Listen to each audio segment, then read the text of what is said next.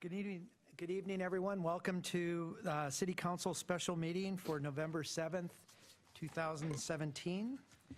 Madam City Clerk, could you have roll call, please? Mayor Bob Keller. Present. Deputy Mayor Christy Malchow. Present. Councilmember Don Gerand. Present. Councilmember Tom Hornish. Here. Councilmember Kathy Huckabee. Present. Councilmember Tom Odell. Here. Councilmember Ramiro Valderrama. Present. Well, welcome, everyone. The first thing on the agenda is the Pledge of Allegiance. I do believe we have a Marine sitting at this table somewhere. Is that correct? Marine's father. Well, that qualifies. That qualifies. Counselor, would you like to lead us in the pledge, please? Please join me. I pledge allegiance To the flag of the United States of America and to the republic for which it stands, one nation, under God, indivisible, with liberty and justice for all.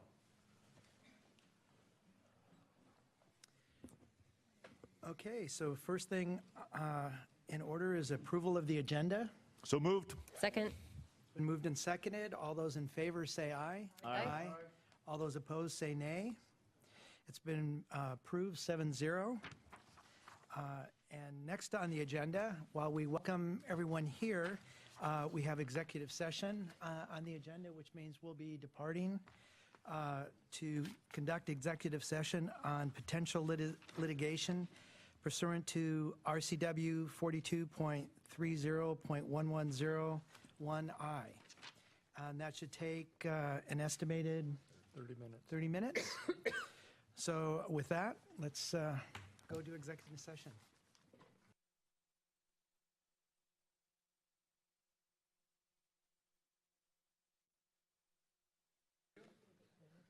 Welcome, everyone. As all of you that have arrived, I'm assuming are here for public comment, and I actually have a lengthy list. If I could just explain to you about how our public comment session works. We schedule 30 minutes in for public comment, and we go through this list, first come, first serve. Each speaker gets 3 minutes to give their information. Sometimes council members may have a question or not. And at the end of 30 minutes, I would have to ask the council if they wish to extend the public comment period. It can be extended for another 30 minutes at the direction of the council.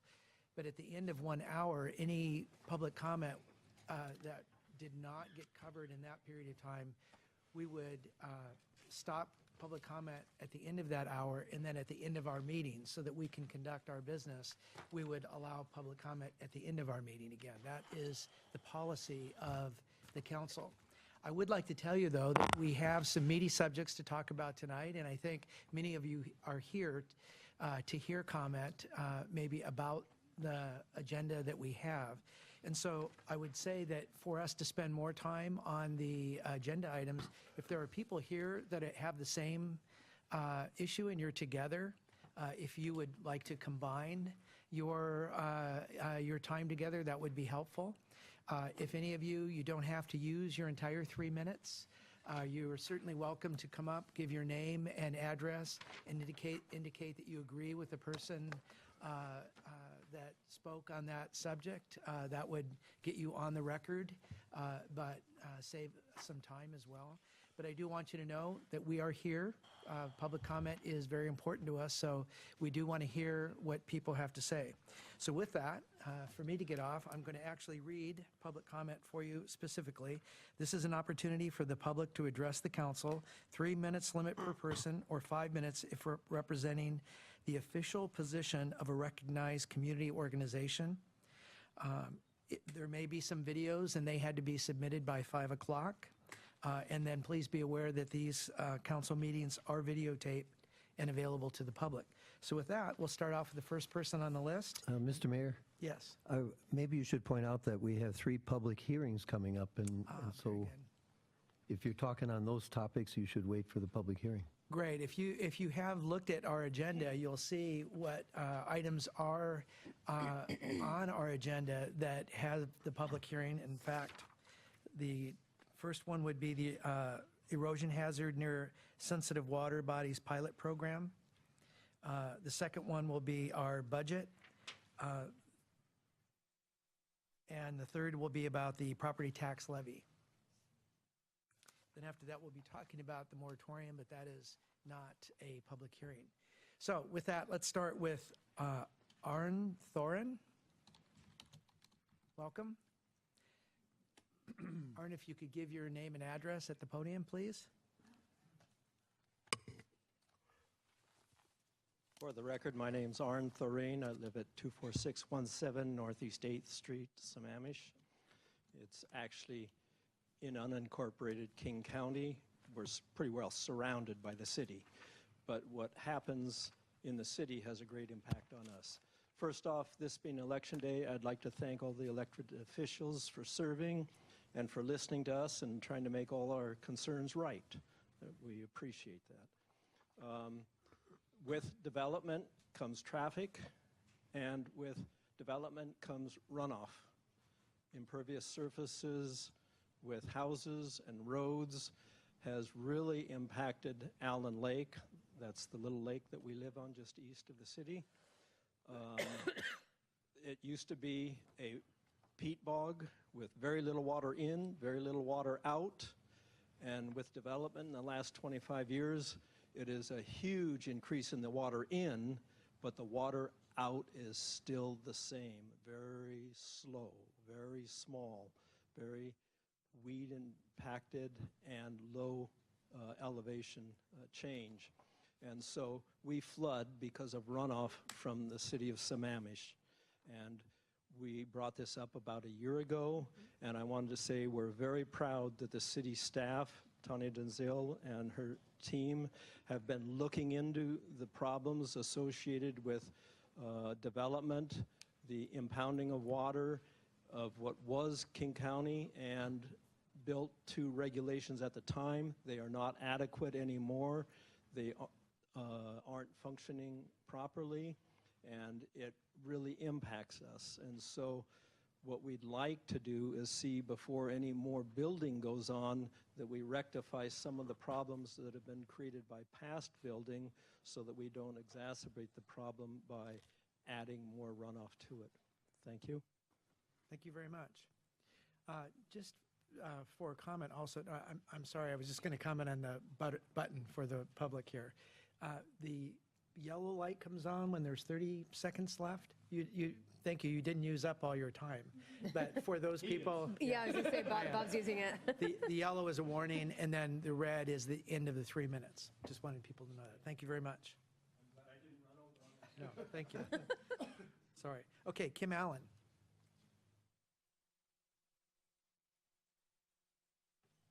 Name and address for the record, please.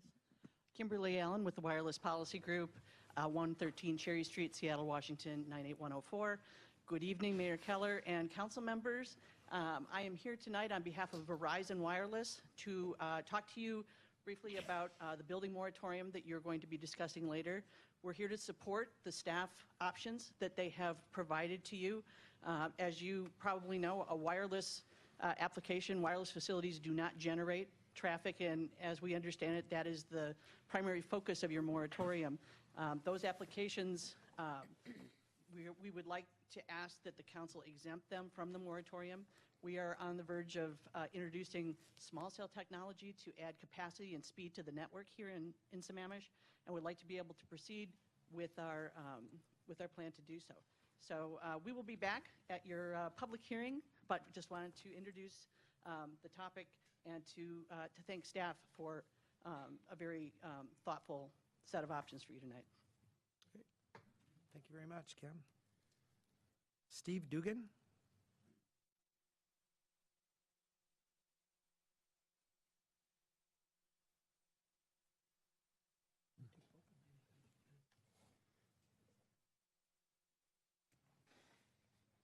My name is Steve Dugan, 5135 240th Avenue, Sammamish.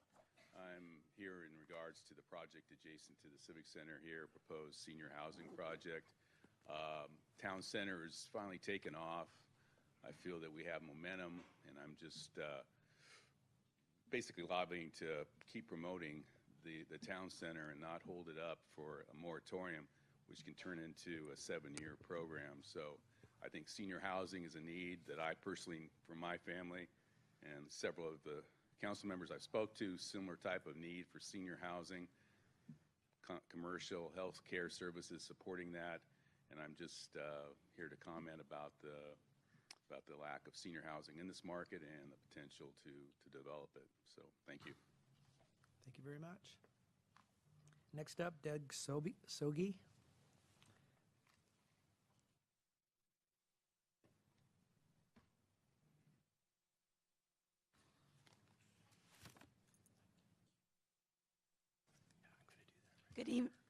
Excuse me. Good evening, Mayor, Deputy Mayor, and City Council, and City Manager. I would like to talk a little bit about the moratorium and urge you to think about the town center that has just started, the new Village Shopping Center, and it's growing in visibility and consumer usage. But I want you to think about, as you talk about a moratorium, could you leave out the new town center plan in that moratorium? Because we want the current business to be healthy, stay healthy, and not have stagnant growth, or not growth, stagnant building around them so that it looks empty around them and unfinished. I would like to see the town center progress. And yes, I understand the traffic concurrence and what you have to study. It's very important. But we don't want to stall growth to the point that the town center becomes stalled and looks unfinished. So something to consider.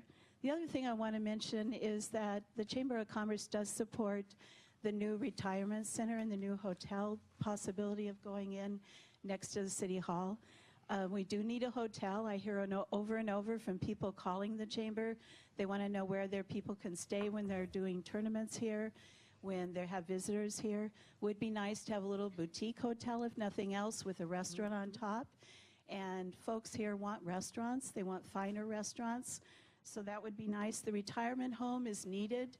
And assisted living, I think it's going to have that too. Because if you look around us at the needs outside our city, you can tell, because of the building growth of senior communities, that it is needed, definitely. And with us having a large population of 65,000 people and a growing population of aging people like me, baby boomers, we're going to sometime need that retirement home. So I really want to see that move forward. And basically just consider that you will possibly take out the town center out of any moratorium thoughts of it now and in the future. Thank you. Thank you, Deb. Next, Mark West, and then just for queuing up purposes, Jennifer Kim and Stacy Peters would be following. So Mark West is next.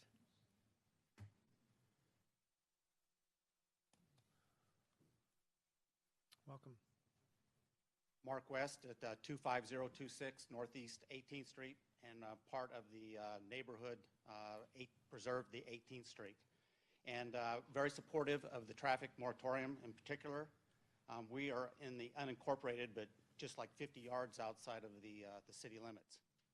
So our concern is with the traffic that's on 244th Street, and the new developments that's going in there is a significant increase of traffic. So I'm supportive of a traffic, to look at the traffic and make sure it's done correctly in the way it's analyzed. And also with how the interaction Sammamish City is with King County, because King County has a different set of rules, and I believe that if there's a moratorium, 50 yards here, with all the traffic coming from our street and the anticipated increase of new homes, that the King County should be also, at least some way, look at the moratorium and be impacted. Patrick, you want to? I'm not on the list, but we figured we'd combine it all because we got several people on our street. Normally, that would not be customary, but there's 2 minutes left if you'd like to use up the 2 minutes. I'm Patrick Hustine, and I'm on 24907 Northeast 18th Street, Sammamish. Again, we're a stone's throw from the maintenance center, and what we're trying to bring to light, and we want the city of Sammamish to hold King County accountable for what they're generating just on the road there. My example is 16th Street, which a lot of folks are aware of. 135 homes that are going to be built in there or already have been built. They have one egress. The other one points to the wetland. So the project to build out that other egress is bigger than the road on or the bridge on 244th Avenue. And then somebody at the county just stamped it. And so that's what's going on the other side of the road that you don't know about, but it completely impacts you because they're just shoving the traffic on a narrow road with a lot of blind spots. So our goal, kind of on, we call it Preserve 18th, is we want Sammamish involved, and we have talked to some of your community development people, which are awesome because they listen, about being aware and comment on this and make sure that King County isn't getting away with shenanigans because they have on 16th Street and nobody watched or cared. I am Connor Valentine. I'll take 30 seconds. I am on the list, so this will consolidate. Thank you. And I basically want to voice my overall support for the moratorium because I moved out here for quality of life, and I plan on being here a long time. And there's very few places where you can have a community feel and without the overcrowding. So Sammamish has something that's really special about it. And I'll ignore that if that's okay, just because I won't take 3 minutes. The game clock was on 25.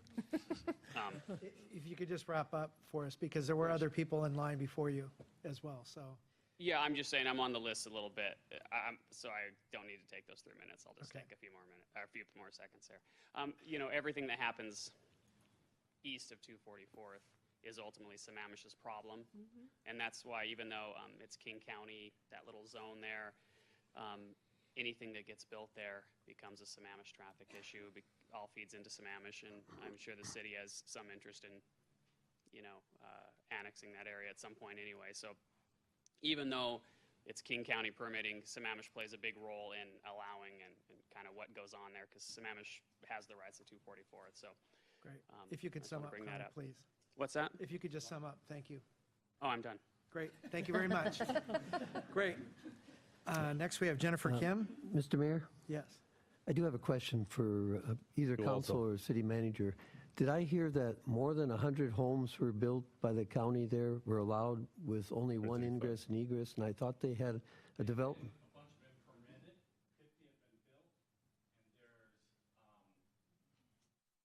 there's 80 some odd that have been proposed, another 9 are under comment right now, which nobody on the planning council. Okay, just a minute, please.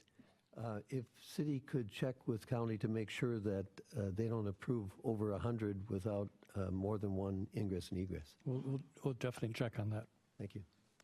I have a comment for the city manager. In addition, and it's great that the staff is engaging with them, and I understand that they've been very professional and proficient on that. We had asked at the council meeting to accelerate looking at the annexation of that area, and I'd like to revisit that as quickly as possible so we can look at that. Just for council's edification, we have had conversations with people that have lived in that, or that do live in that area. Nobody has come forward yet with a actual plan or desire, but anybody that is interested, if anybody is interested, please chat with us about it, and we definitely look at that.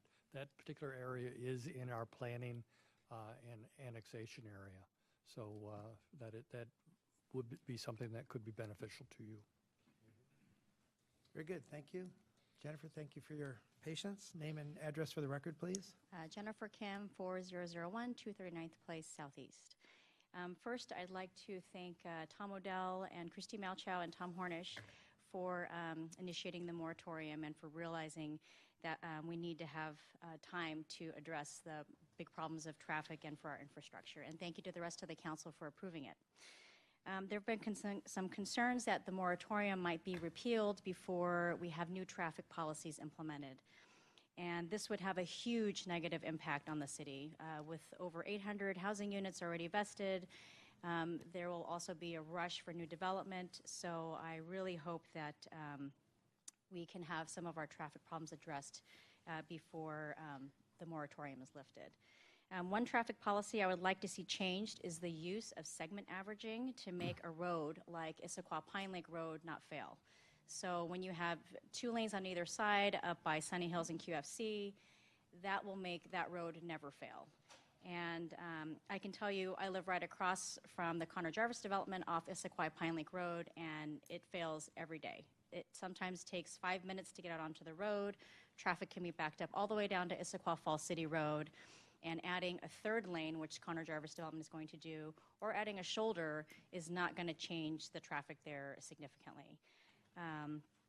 So staff should really be looking at driver experience as well as level of service at intersections, because that is what we are experiencing on a daily basis. I think the city really needs to develop entirely new standards for measuring traffic and driver experience getting on and off the plateau. If you wait for our developments to pay for our 6-year concurrency to fix all the traffic, it seems like we're always going to be playing catch up. And it seems smarter to plan for the traffic beforehand instead of waiting for 6 years to fix it. I'd also like to ask the city to look at modifying or creating new municipal codes that will address the character of new developments to prevent ones like Highcroft. Letting Highcroft be built was maybe a mistake, but let's learn from that mistake. How can we prevent future developments from looking like that? Do we need greater setbacks, requirements for type 1 landscaping or buffers? Can we use the existing tree retention policy to require developers to keep healthy trees in front of the developments instead of hiding them in the back? Can you change the floor to area ratio to make the buildings be smaller? Whatever they come up with, I think the city should form a design review commission to start looking at these issues to help preserve the character of Sammamish before it's all gone. I urge the council to use this moratorium as a time to get new standards in place for new developments, because as soon as it's lifted, we're going to see a lot more development coming here. For the council members who will be leaving the council at the end of this year, I want to personally thank you all for your time serving, and I'm very grateful for your time on the council. Thank you. Thank you, Jennifer. Council? Yeah. Stacy, and then Karen Hoym would be the next person. I'm Stacy Peters, and my address is 4040 to 40th Place Southeast. So first I want to reiterate my support for everything Jennifer just said, so I won't go through all of that again, but I do support all of the things that she listed out there as well. And I'm also here to speak in favor of the building moratorium, but I'll keep my comments short and sweet as I do.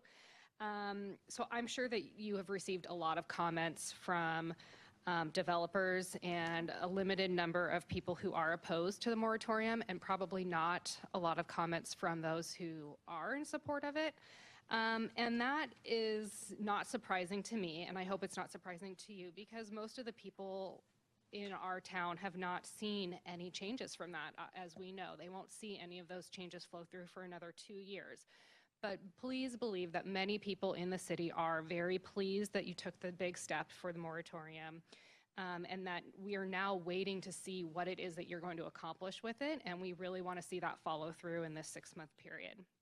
So as you consider the modifications to the moratorium that are proposed tonight, or if you even might potentially be receiving pressure to rescind the moratorium, remember that you did this not because it was the easy thing to do, but because it was the right thing to do for our town, and that it is necessary to keep your focus on the #1 issue of Sammamish residents, which is traffic, and demonstrate that you are listening to not just the loudest folks necessarily, but the majority of the members of the city.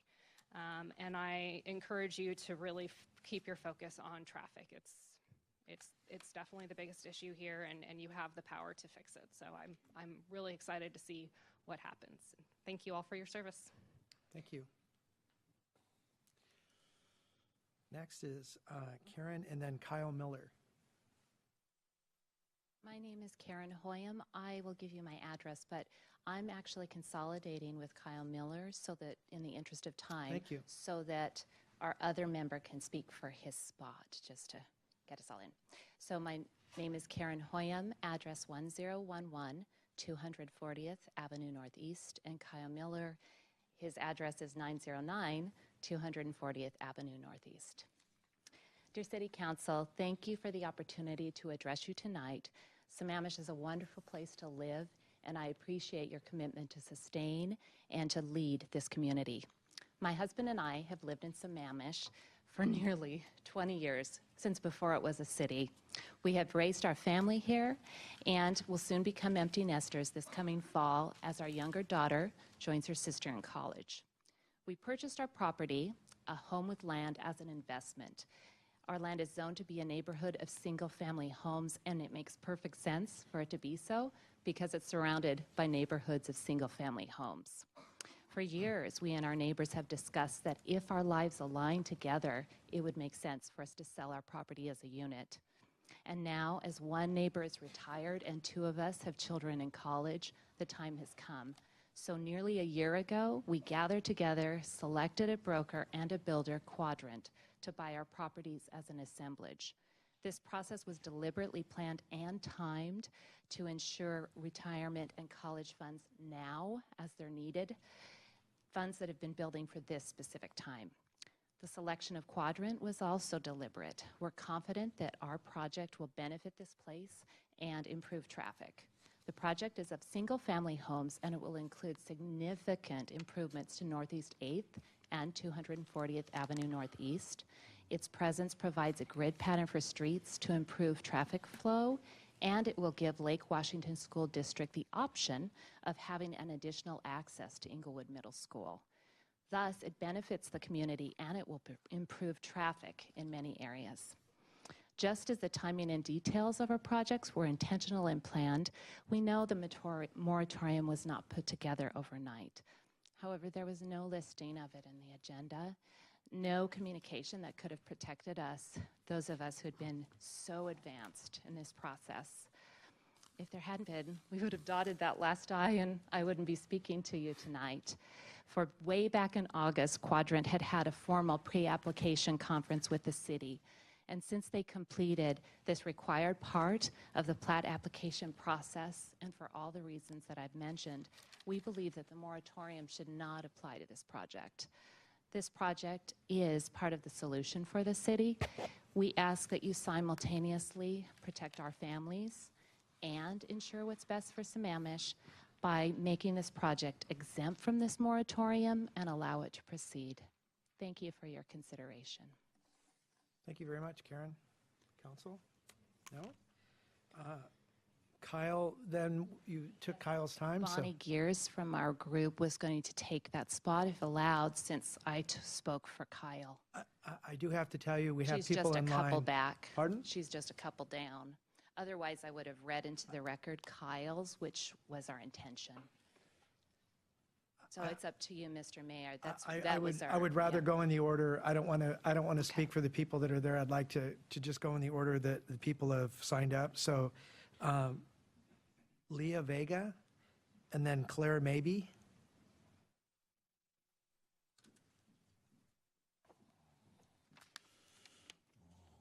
Hello, my name is Leela Vaga. I'm here representing Verizon Wireless. I'm a network engineer on their team. And I would like to echo Kim Allen in support of the recommendations from staff to clarify the moratorium to allow small cell and other wireless deployments to move forward. We are in a period of tremendous growth in the wireless industry right now. And just for context, in 2016, mobile data use was 35 times the volume of traffic in 2010. So wireless data services are critical because they are necessary for both public health and safety, and also they help alleviate the traffic concerns that are at the root of this moratorium. Good wireless coverage allows for people to telecommute, taking cars off the road. And so not only are wireless facilities no-trips facilities in and of themselves, robust wireless service can really be of a benefit to our community and to our society. That's really all I'd like to say. I would offer that that Verizon and I am happy to come and speak to you at more length about wireless technology and the importance of a robust wireless infrastructure. But it seems like there are a lot of people waiting tonight, so I won't take time to do that now. Thank you very much for your consideration. Thank you very much. Council? Claire, and then James Easton. Good evening. My name is Claire Maybe. My address is 6717 46th Avenue Southwest, Seattle, Washington, 98136. I want to thank you for this opportunity to present my situation. In 1988, my wife and I purchased a 4.6-acre parcel just off of East Lake Sammamish on Southeast 8th Street. So we're exactly between this building and the lake in that direction. 1988, is almost 30 years ago. So I've seen lots of changes through the area over that time frame. We've been working with the city for the last year. We've had several meetings with the building department to get a reasonable use permit to be permitted to build one house on our property. We are not subdividing, we are not breaking the property up, we're keeping the property as is, and we're trying to get permission to build one house.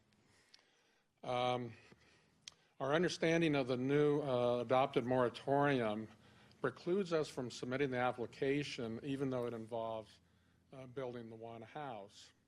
My architect explained it to me that the adoptive moratorium emergency ordinance only exempts single-family homes on lots that are created by subdivision or short subdivision. So I think this may be a technicality, but that's why I'm here tonight. Again, we purchased the property in 1988. We are not going to subdivide. We're attempting to get a reasonable use for one house. We want to be permitted to do that. We were close to presenting or to submitting that package like within the next couple of weeks here. We're that close. So I'm here tonight just to explain the situation that the way the current moratorium is worded kind of excludes us, hopefully just temporarily. And so I just wanted to present that situation to you tonight. That's pretty much it. Great, thank you. Thank you for your comments. Does any of the council members have a question? I would highly recommend that you speak to our community development department if you haven't already then, to just get that clarification. We are going to be talking about that tonight, but for your specific case, you may want to talk to them about that definition. Jeff Thomas. Jeff Thomas. Director. He may be. See him, do you? No, I didn't see him, or I would have pointed him out. My architect probably knows him, so, okay, thank you. Very good. James Easton, and then Ted McLankin. James Eastman, 196th Avenue, along with Pamphilo Morelli.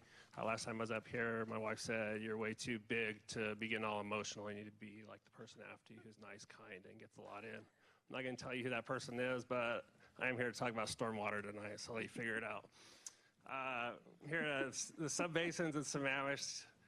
Current policy is we develop all on top of the plateau, and all the water is going off the plateau, dropping 500 feet unchecked through. You got 12 streams right there. Where do they originate? Not a lake, not a pond, from the development. What's that doing? I took a trip into the no disturbance area on Sunday in the snow. Above it, you have point discharges from ponds. This one doesn't even go into a pond on the right. That just flows all day long and in a storm from 500 feet up all the way down to the bottom of the lake. That pond right there on the left, right on the side of the no disturbance area, and it overflows all the time in large rain events. So what's that doing to the streams and the land around the streams? You can see right there, huge landslide. Well, where does that end up? Oh, that ends up in the lake. Another picture, this is from the streams on my property, actually. The one on the right, you can see where the board crosses the stream. I mean, that's as tall as my shoulders, and I'm a big guy, and that's way wider than I am.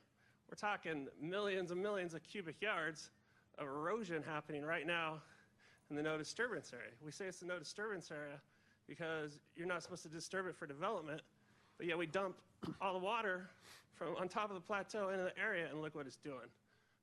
More erosion, all kinds on the right. These huge rain events keep knocking the soil down and into the lake, and what grows behind it? English ivy and blackberries. All kinds of erosion, turbidity. Look at the channelization on the right. I mean, the current policy is not working. We shouldn't be developing at the plateau and not piping this water down the hill. Why don't we pipe the water down the hill? Because according to staff report, that when you put the pipe in the summertime and when you put the treatment facilities in the summertime, there's a chance of erosion happening when we go do that. So therefore, we shouldn't do it, and we should let this continue to happen. 20 years since this no disturbance area policy has been in place. 20 years, we can see exactly what's happened over the 20 years. 3 years straight, George Davis Creek has been destroying our lake, and it's all due to in part of this policy. So a case study actually showed that developing on top of the plateau, piping the water down the hill, collecting it in a wetland, treating it for sediment, piping it down the hillside into the lake is the best way to do it, but we're not doing that. So I'd implore you to take a look at repealing this no disturbance area and connecting our stormwater all the way through. Thank you. Thank you, James. I just want to do a quick time check. I'm assuming, Madam City Clerk, I'm curious if you had a time on how long we've gone. Have we gone past the 30-minute mark? I'm assuming so. And so I would want to ask the council's permission to extend for another 30 minutes. Okay. Sure. Great. Thank you very much. Okay. Go ahead. Hi, my name is Ted Melanson. I live at 24604 Southeast 14th Street here in Sammamish. And I generally am in support of this moratorium. However, I do think that short plats, 4 houses or less that have no impact at all to traffic, especially those like mine proposed that already has a traffic concurrency certificate that says there's no impact to traffic, were not intended to be curbed by this moratorium. And so I would ask the council that they add an exemption for short plats submittals. Thank you. Great. Thank you very much. Good question. So I'm sorry, you have a concurrency that you already met that it meets concurrency? Yes. So you've made an application, correct? I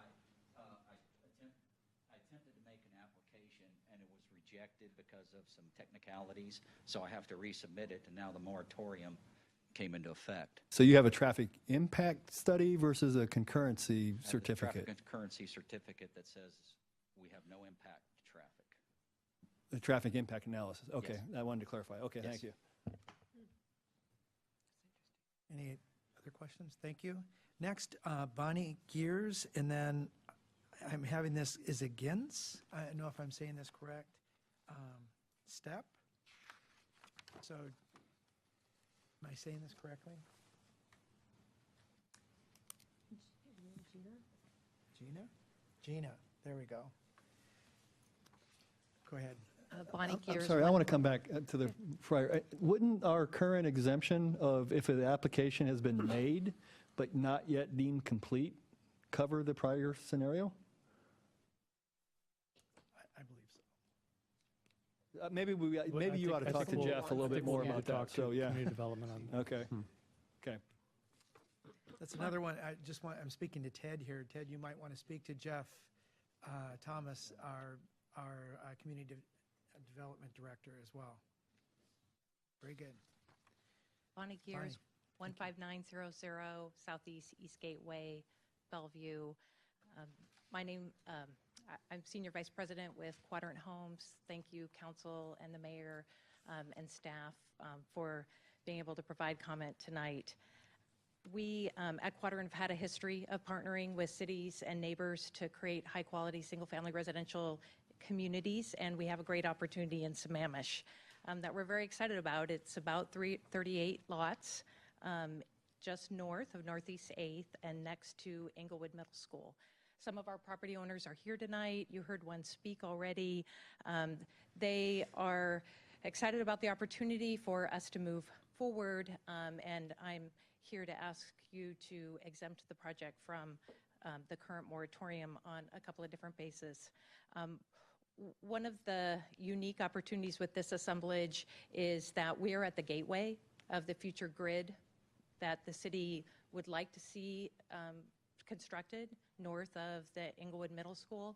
and we're poised and ready to make significant traffic improvements as a part of our project to Northeast 8th and to 240th Avenue Southeast, not only to enable this future road grid pattern that will create more connectivity for the city, but also we've worked with city staff and carefully aligned our road to be adjacent to the Inglewood Middle School property so that in the future, were the district to decide to make an additional access point to the middle school, could also relieve congestion potentially on Northeast 8th in that area. And so we believe that there are community benefits that this application and this project would deliver to the city and its residents. We've been working on this property and working with staff since the spring. We've made a significant amount of investment in time and money evaluating the property and the infrastructure requirements. We know that traffic is a concern for the city, and we support its intent to make sure that traffic infrastructure is provided with new development, and our application does that. Based on the challenging site and the topography, we might have not decided to put the street right next to the middle school, but again, we believe in partnering with cities and have worked a lot with staff to make sure that there are future opportunities for not only the city but the community in creating solutions for congestion. We also want to make the point that we have been through the process. We had a pre-application meeting with the city in August, and we, at the time, satisfied all the requirements of that element of the subdivision application process, and it is a component of the process in your code. And we're ready to move the project forward and would like you to give consideration to exempting our project on the basis that we were in the process and were stopped after starting. So please allow us to proceed, and I thank you so much for your time. Thank you, Bonnie. We have a question. Question for you. Excuse me, Bonnie. First of all, how many houses are in this project? 38. And how many property owners are there? There are 4. 4. So we're going from 4 homes to 38. We're going from, yes, 4 homes to 38. Okay, thank you. Okay, Gina, and then Susan Thiel. Thank you. My name is Jenna Eastep, 14410 Belred Road, Bellevue. I'm the newest member of the Murray Franklin family of companies. I'm happy to be here and have the opportunity to speak with you. I grew up in Sammamish myself. I grew up on 42nd Street, which is now in Timberline. But when my family moved here in the late 70s, Timberline didn't exist. So I've seen Sammamish grow. So I do appreciate the hard work and the energy you are putting into the issues related to the building moratorium. Managing growth and ensuring a continued quality of life for the citizens, the quality of life that I got to experience, is a challenge, especially while trying to allow your existing property owners and citizens the ability to pursue their property rights. I know this is a difficult task because I've actually spent 20 years of my career as a city planner and doing exactly a city planner on the other side of the table, so on your side of the table. And so I know the challenges that you face and the complexities that this topic generates. So I'm here to offer just a few thoughts. The staff memo that provided some options. We wanted to offer the input that we believe option B provides the most clarity. We also wanted to just mention that the following actions should not be affected by the moratorium. Boundary line adjustments, demolition permits, single-family residential permits on existing lots, and then clear and grade and tree removal permits associated with those development actions. Basically, those development actions don't generate any additional new impact and therefore should not be associated with the moratorium. And then the only thing I'd also like to offer is the idea of when you're evaluating the next couple of weeks the concept of short plats and whether short plats should be in or should be out or affected by the moratorium or not. Maybe go back and look at your past permit history, the last 2 to 5, 7 years, however far back, and kind of evaluate where the impact is coming from a permitting standpoint, and that'll give you the chance to evaluate if those short plats is really part of the growth that you're seeing, or if that growth is coming from elsewhere, other types of permits, larger subdivisions, town centers, stuff like that. So that might help evaluate whether short plats should be included or not. Thank you. Thank you very much. Susan, and then Meg Sloan. Hi, Suzanne Thiel, 22306 Northeast 11th Place. This is my first city council meeting. Susan, can you Suzanne? go a Yes. little closer to the mic? Oh, sorry, is this better? I'm going to be very fast. As I said, this is my first city council meeting, and I came here to speak on the moratorium and offer my support for that. I agree with everything that Jennifer Kim said, and I didn't catch her name, but the subsequent speaker as well. The only thing I'd like to say in addition to that is that sitting here, I've heard a lot of people saying, not me, not mine, exempt me. And I think from what I've seen since living in this community, building has gone on pretty much unchecked. And I don't think a few months, to step back and evaluate the traffic situation, try and catch up with some of the infrastructure concerns and the planning that I know has lagged for years. I don't think that's too much to ask for those of us who really, really care about maintaining what we have left in this community. And I'd also urge the council to be aware of the death by paper cuts phenomenon when people are saying, I'm only talking about 4 houses on one lot or this or that. It adds up, and it adds up very quickly. It doesn't have to be a subdivision of several hundred units to have a major effect on the city. A cumulative effect is very significant as well. So thank you. Great, thank you very much. Susan? Just a quick question. How many years have you lived in the city? 4 years. 4? 4 years. Because when we started the city, we had a moratorium for 6 years. So, Oh, I'm So it seeing wasn't a unchecked. lot of construction and a lot of building and Okay. a lot of lagging in planning, strategic planning that needs to be done. Thank you. Hi, I'm Meg Sloan, and I live at 2121 248th Place Southeast. I've actually lived here about 4 years too, and I'm pretty disturbed about how quickly things have changed. I totally get that people have a right for their the value of their land to help with whatever investment plans they have, and so I don't envy you your jobs. But I'm really here just to say I came to support what Jennifer Kim has said, and also am glad I came because what James said was very impactful to me too, and so please mark me down as, another check for Jennifer and another check for James, and thank you very much for your time. Thank you.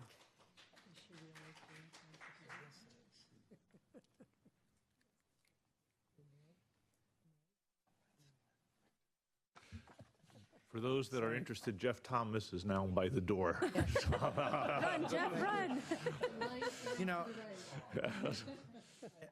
I only have to say that I'm surprised that I had trouble with Mary Wichter and then Richard Johnson.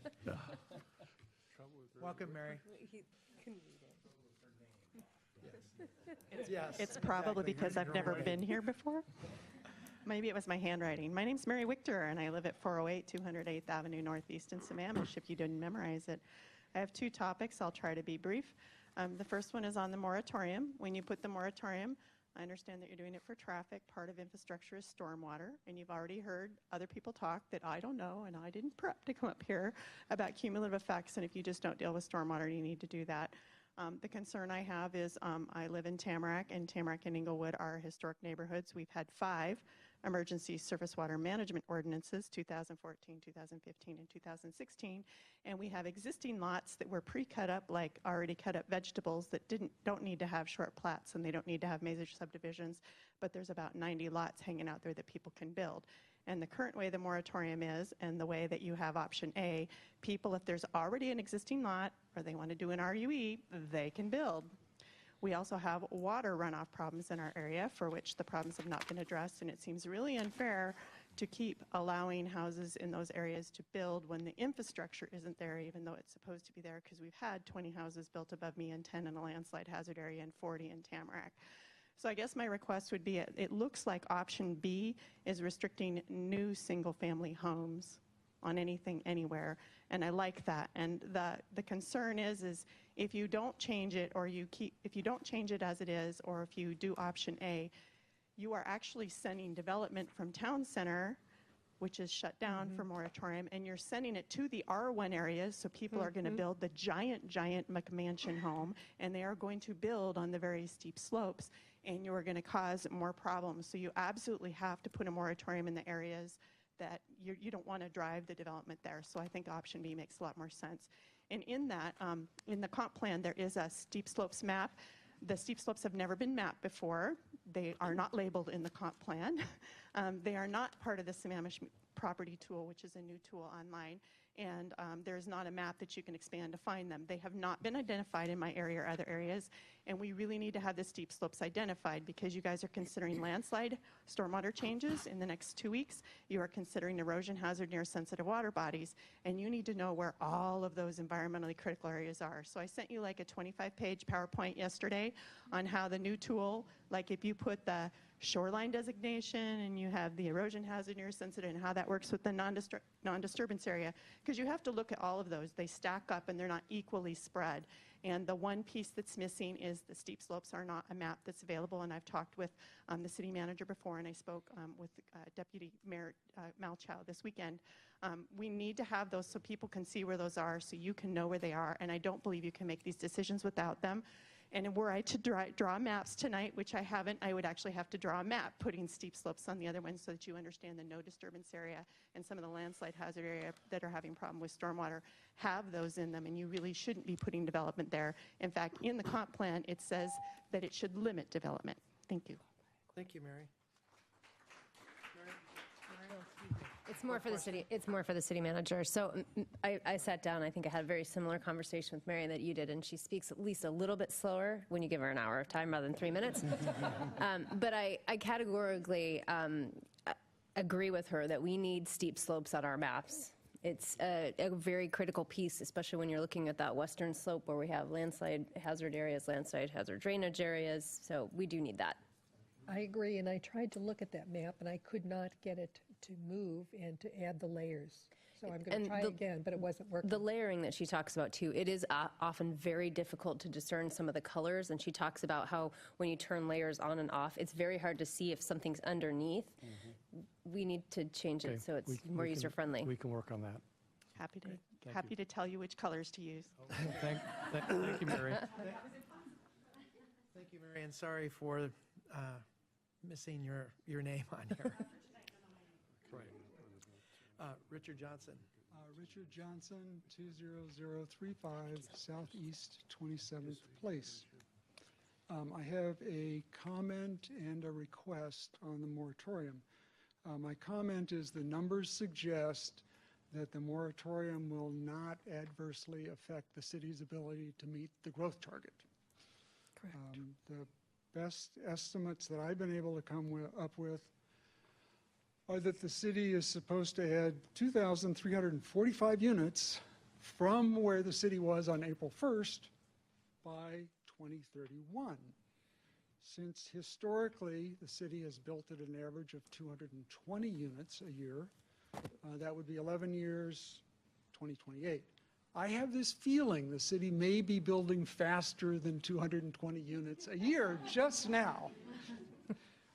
So that's the background. The request is, I think we'd all really like to know where we are in terms of the growth targets. And my request is that the city provide on a regular basis, and I'm thinking maybe twice a year, the numbers, how many remaining houses are required to meet our allocation from King County, and how many units are in the pipeline. I think that is going to become a pretty small number, perhaps within 5 years, much sooner than 2028. Great. Thank you, Could Randy. Could I speak to that? Actually, I have had that discussion with staff, and we are working on those numbers. And the intention is to keep them up so that we know where we are, because we will be receiving additional growth target numbers in the next few years. So we want to know where we are before we start the negotiation to reduce the number that we have to accept going forward. Thank you. My understanding is 2022, about then will be the new numbers. The discussion will start probably about 2019, 2020 initial, and then the numbers, you're right, 2022. Great, thank you. Madam City Clerk, is there any time left for public comment? 5 minutes? Then is there anyone else that would like to speak? We can fill up that 5 minutes. That's it? Okay, well then we will, Can we take a quick break before we go on to the next? we can use that 5 minutes for a break. Thank you. Thank you. You're going to put the lights on? Perfect. Good idea. Okay, council, well, welcome back. It's pretty big. Oh, dear. Welcome back, okay. Starting to get Is close. this going to be another midnight meeting, or? If we can, I'd like to start real quickly. I think the city manager wanted to make a comment about, You're going to have to talk a little louder. excuse me. Ladies and gentlemen, please. Thank you. Okay, I think the city manager would like to make a comment for a couple of minutes. Just one moment. For those of you that may have brought your ballots with you, the election box, very sorry to say that it was full, but we called King County Elections. We had quite a voter turnout. It's been emptied a couple times today already, so it is being taken care of. So anybody that's watching, streaming, you have until 8 o'clock to get your ballots in. So I thank you very much for your time, and also for those of you that have voted already, thank you. Thank you. Okay, so when I look next, we've concluded public comments, and now we need to receive a motion to approve the consent Move to calendar. approve. Second? It's been moved and seconded to move the consent calendar forward. All those in favor say aye. Aye. All those opposed say nay. Consent calendar carries. Thank you very much by your vote of 7-0. Next, we go to public hearings. Read the consent. Oh, I'm sorry, yes. I will try to be quick at this. With the consent calendar, one, approval of claims for period ending 7/2017 in the amount of $3,431,397.13 for check number 48735 through 48917.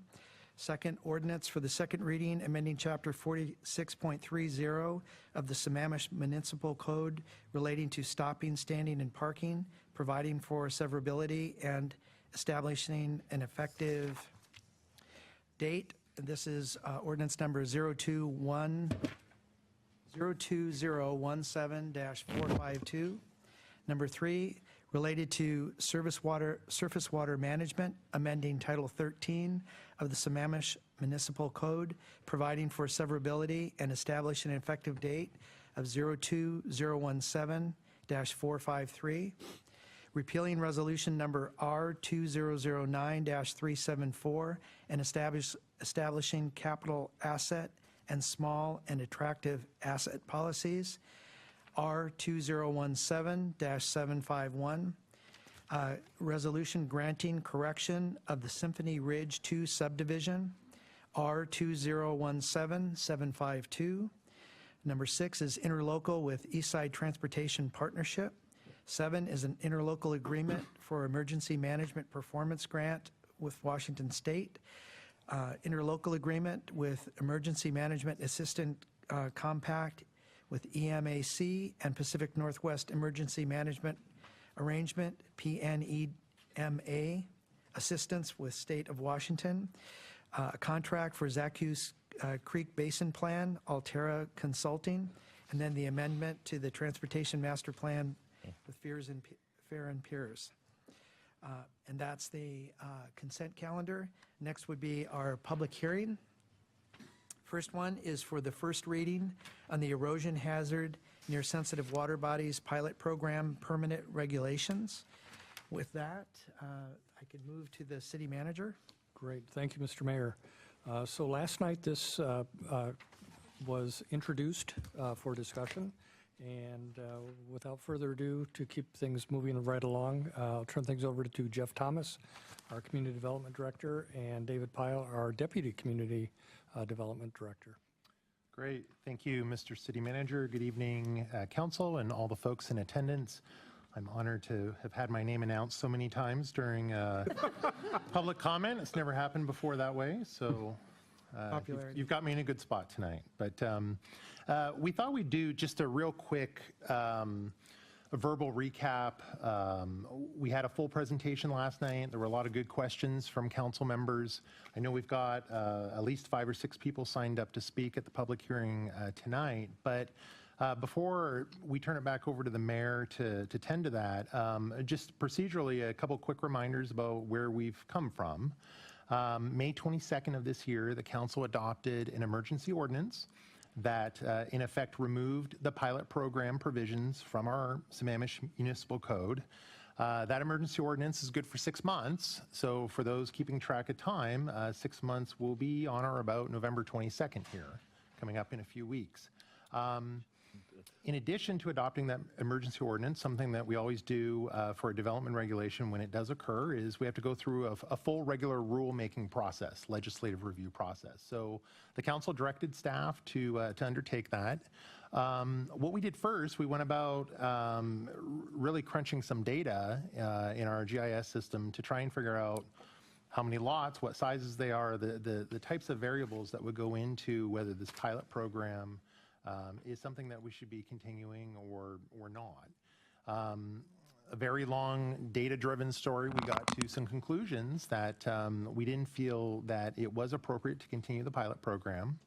So we brought those recommendations to the Planning Commission in October, and the Planning Commission finished up their work on this on October 19th, I believe. And the Planning Commission has recommended to City Council that, in fact, they have concluded that the pilot program should be removed from the Sammamish Municipal Code permanently. So that recommendation has come to you, City Council, for your final legislative review. Again, as the city manager pointed out last evening, we had a presentation, some great questions. There was a question that came up from a council member about the consistency of the maps that are available online versus what we showed last night. And we did affirm that the maps, in fact, are consistent. The coloring, just the thickness of some of the boundary lines are a little bit different, but they are in fact the same. So, so anyway, that brings us to tonight, the public hearing and first reading of the ordinance that's in your packet. Of course, after opening the public hearing and completing it, we'll close the public hearing and take questions if need be, and hopefully have some council deliberation in advance of second reading of the ordinance, which is scheduled for November 21st. So with that, Mayor, I'll turn it back over to you, and hopefully you have the sign-up sheet already up there. I do have it here. Thank you, Director Thomas. Welcome everyone again to the hearing, and I'll go ahead and open the hearing right now. I have a list in front of me, starting with Debbie Treen and then James Eastman.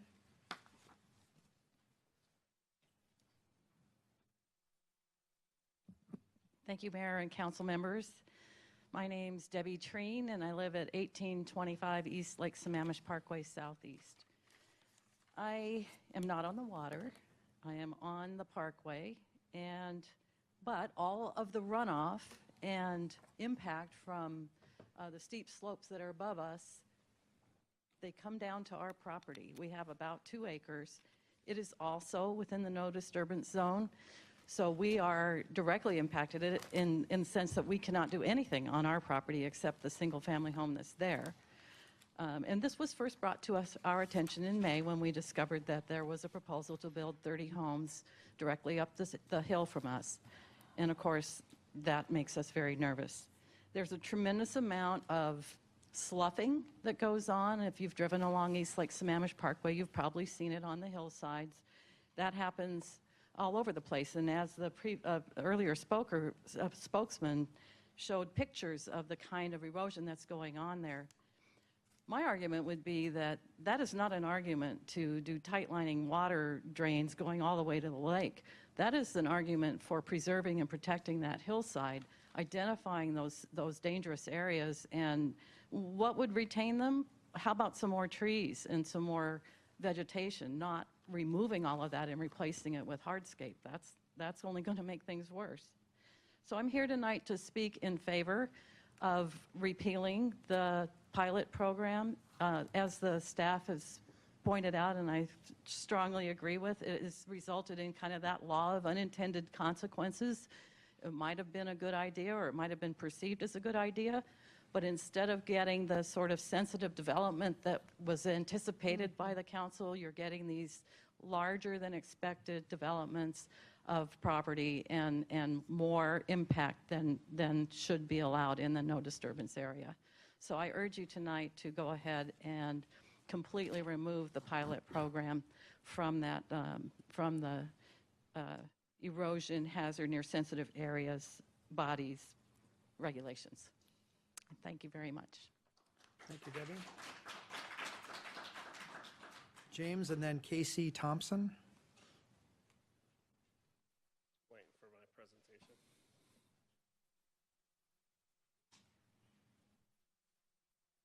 While I'm waiting, James Eastman, 196th Avenue, Pamphlet Morelli, own multiple properties around there.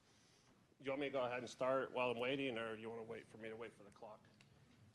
If whichever works for your, I'll start. if your PowerPoint is coming out.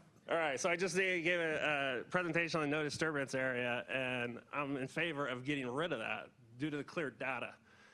There's a plat that's already been developed that shows that keeping that in place is dumping thousands and thousands of tons of phosphorus and sediment into the lake.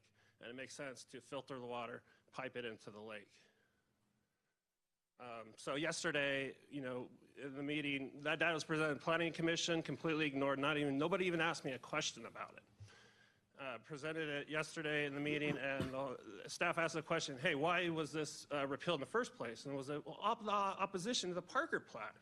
That's why we put this emergency in. So if you go look at all the public testimony by the Parker plat, which I did last night, and I pulled up the Parker plat, and I want to show you guys what I found. What's going on here, because we need to look at the data. The data is clearly telling us otherwise, and we're ignoring it.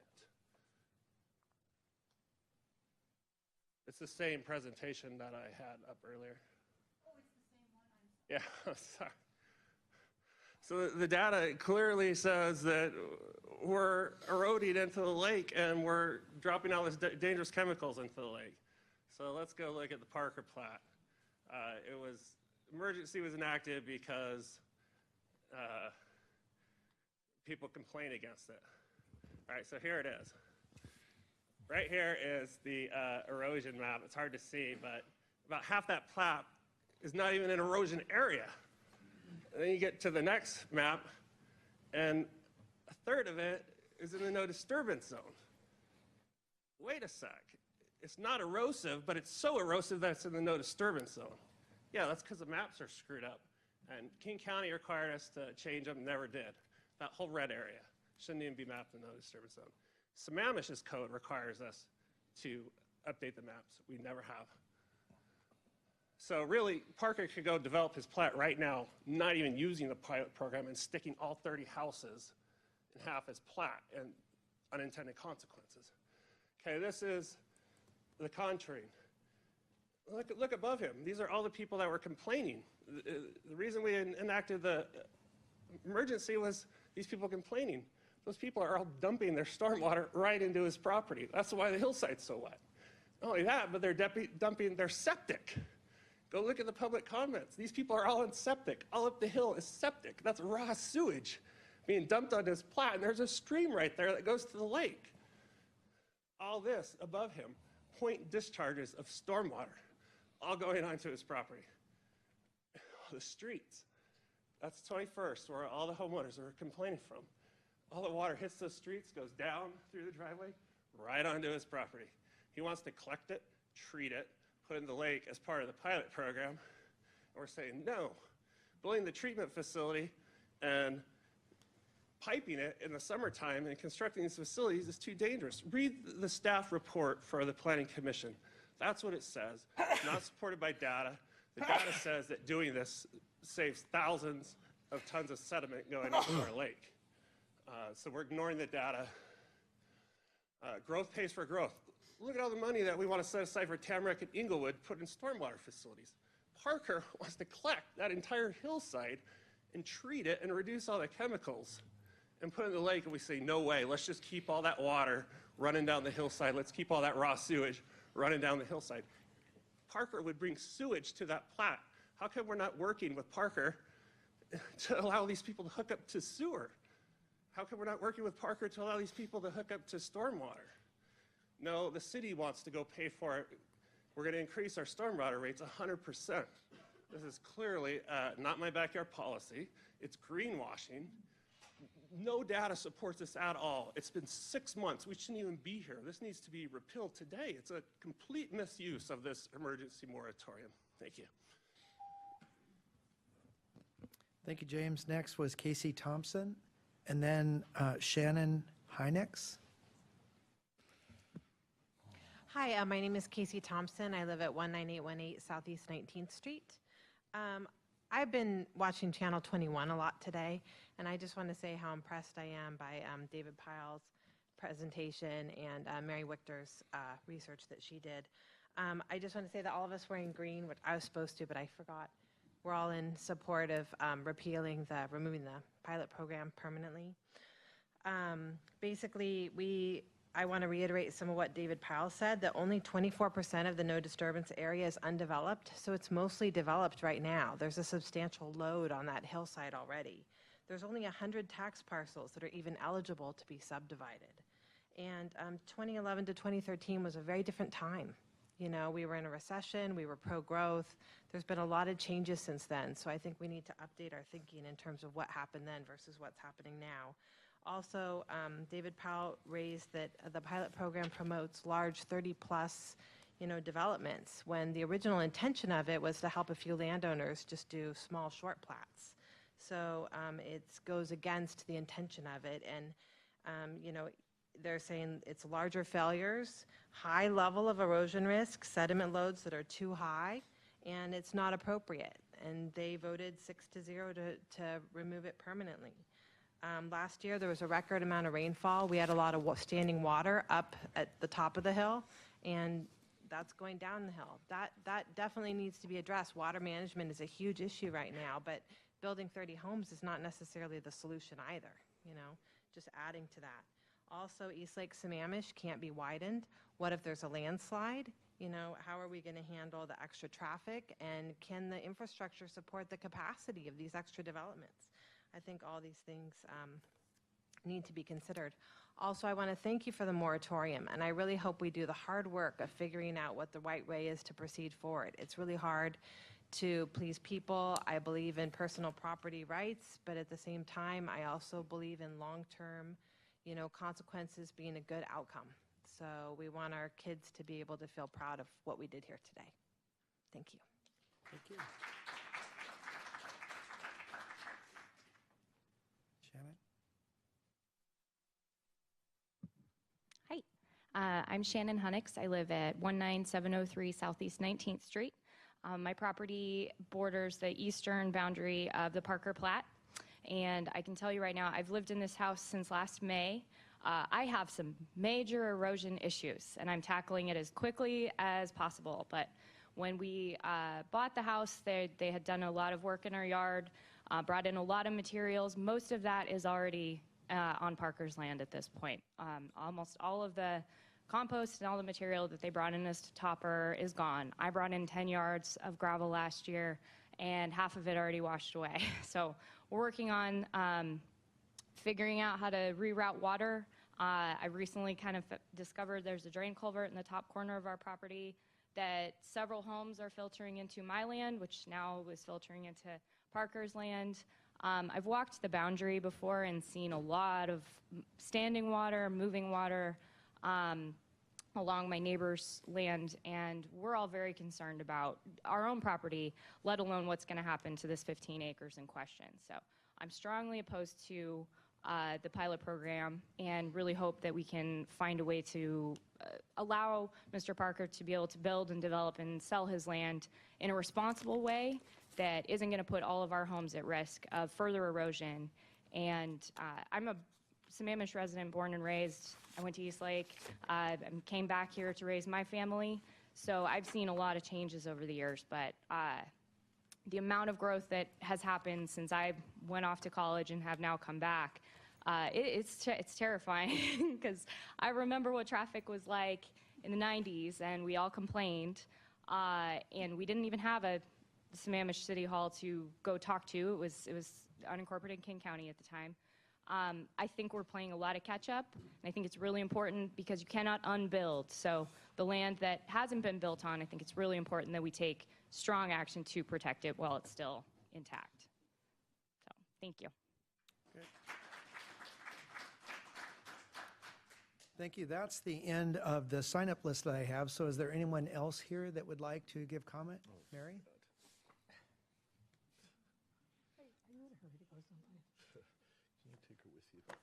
I decided not to write it on the list since you couldn't read my handwriting.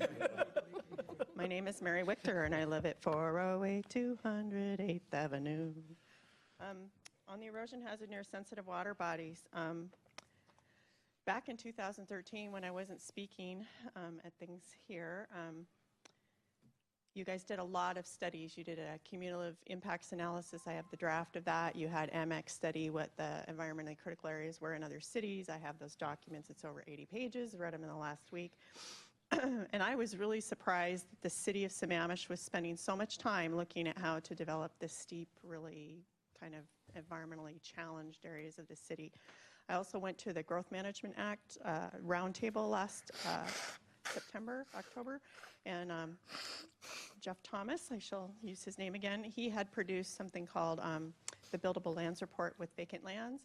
And from that and the report that was written in 2013, Sammamish has enough vacant lands that we don't have to use them all in order to meet our growth targets. And the reason you need town center is you need the different types of community and things to work, and you need your jobs and services. So you do need a town center to do that. So you don't have to have full development on every lands, and using your current existing zoning, you have enough land to develop. So the question is do you need things like the pilot program? And I will tell you that where I live in Tamarack, it's kind of been a pilot program for the low impact development, only they haven't had some of the requirements that you have, and nobody's actually applying to do those because they're so stringent, nobody would ever do them. But I'm strongly, strongly opposed to doing a LID or low impact development. That's where you stick water in the ground on steep slopes where it's going to come out and pop out and cause a lot of problems later. The tight line pilot I do have a little bit different view on. I understand that you don't want to have large development, but whether you have small development, large development, or you just have cumulative impacts from developments that have either occurred or are occurring that you're still permitting, which happens also where I live, you've got to get that water downhill somewhere. So doing a tight line sort of makes sense because you are going to get development that occur. People that own lots have the right to develop, whether it's under a single house or an RUE or a short plat. So I'm going to read from you. The adopted city policy for stormwater management comes from chapter 24.20. The current city policy as of 2017 adopted something called the East Lake Sammamish Basin Plan. That was finalized in 1994, and I'm going to read from it the recommendations for regulatory controls. It says you need standards that allow a broader range of water quality facilities to be built with new development. Improved on-site retention and detention standards that will result in post-development peak stream flows that more closely match pre-development conditions. And you should have standards to reduce water pollution and erosion in steep panhandle and Monaghan drainages by requiring runoff from new development to be treated in water quality facilities and piped down the west slope. And you should also have requirements developing clustering and strict impervious surface limits and clearing limits in areas that drain to significant wetlands. So anyway, I think pulling the pilot is okay, but you are going to have to put tight lines somewhere, and I don't have time to continue, but wherever you have Sewer, you are going to get development there, and you need to look at putting tight lines, whether you charge people to do it, developers to do it, or the city does it. You need to have that water to get it safely with flow control and water quality down to the lake so it doesn't hurt the environment. Thank you. Thank you, Mary. Is there anyone else that would like to speak? Okay, with that, I'll close public hearing. And with that, I assume there's no more presentations, so the council can entertain council questions and comments at this point? Correct. Okay, so before we start with the council, and I see that this is lighting up, I would like the council to indulge me in one moment that anybody that wants to speak, if we could at least go through one round of speaking before we any potential motions or anything would come up, that everybody has a chance to actually give their input. So with that, I will start with Councilmember Gerund. Oh, excuse me, I'm sorry. Oh, Well, Reading this wrong. If you're going to go around, just start from the left, go to the right. Councilmember Huckabee. Oh, that's fine, okay. I've been opposed to building in the overlays for many, many years. When we first incorporated the city, we took in, we knew that we had the steep slopes, we knew that we had the SO 180s and the SO 190s from King County. Not all of that information transferred over, and there were people in the city, namely Erica Teliakos and Eileen Stahl, who worked very hard to get those references put back in the comp plan, and that is specifically for the purpose of not developing in these very steep slopes. On the other hand, it's very clear that we need to do something to get the water from the top down to the bottom and have good water quality so that we don't have landslides. And I think some of the pictures that Mr. Eastman showed us tonight should encourage us as we go through these basin plans to be looking at what are we going to do with the steep slopes? Are we going to use trees for planting? Are we going to do tight line? Just exactly what is our approach? Because unfortunately, we live on a plateau. Not all of us. Some of us live at the bottom, and we send the water down to them, and we have to find a way of reducing those flows as we develop at the top and to provide good water quality that flows into the lake. Very good. Next would be Deputy Mayor Malchow. Wow, I didn't think I was that quick on my button. So first, I support the Planning Commission's recommendation to eliminate the pilot project from our development code. And I support that recommendation for a few reasons that have been pointed out by staff. I think Mary Wichter said it best when she talked about the two options for the pilot program. One is the LID, and the other is the tight line. And I appreciated Mr. Eastman's pictures as well, because I think they tell a story about how you need to safely get the water down there. And Mary talked about flow control too, which is critically important. There was no flow control in the pipes that we saw in Mr. Eastman's pictures. The problem, though, with the tight line as it pertains to the pilot program is that it makes sense to get it there, but it's very costly. And so in order to make it work, you have to have a lot of homes, and that is incongruent with the no disturbance area and the steep slopes. So I support the recommendation from the Planning Commission. Great. Now, Councilmember Gerund. Thank you, Mr. Mayor. Well, we've heard in the public comment, we heard about the Parker pilot proposal. We heard both sides of it. What we heard was that the houses above are eroding onto the Parker property. We heard there's possibility even of on-site sewer failing. So I'm concerned about that. The pilot program was just that, a pilot program. What we decided to do some years ago was to test development and see if we can have development which actually could improve the environmental situation. And actually, Mr. Eastman has pointed out, which I had forgotten, that there's actually development which is called, and I mentioned it yesterday, Old Mills Point, et cetera, about 123 homes in an area where we're having huge erosion into Lake Sammamish. The developments went in, and it improved the environmental situation. His argument holds forth with me on the Parker project also, and perhaps on his property. and the Morelli property, that where you have erosion now, you can eliminate it by doing the controlled containment of the water, treatment of the water, and then piping it down with the energy dissipator at the bottom of the hill. It's the method that King County proposed back in the 90s. So I'm not sure why we're opposed to a pilot project. I do understand what's being said about the LID. I agree that the LID, half of the pilot program doesn't make a lot of sense from what we've heard and from the Tamarack situation. So I would be willing to consider limiting the pilot program to just the tight line projects. The argument that, well, it costs a lot to do a tight line, so you have to have a larger project.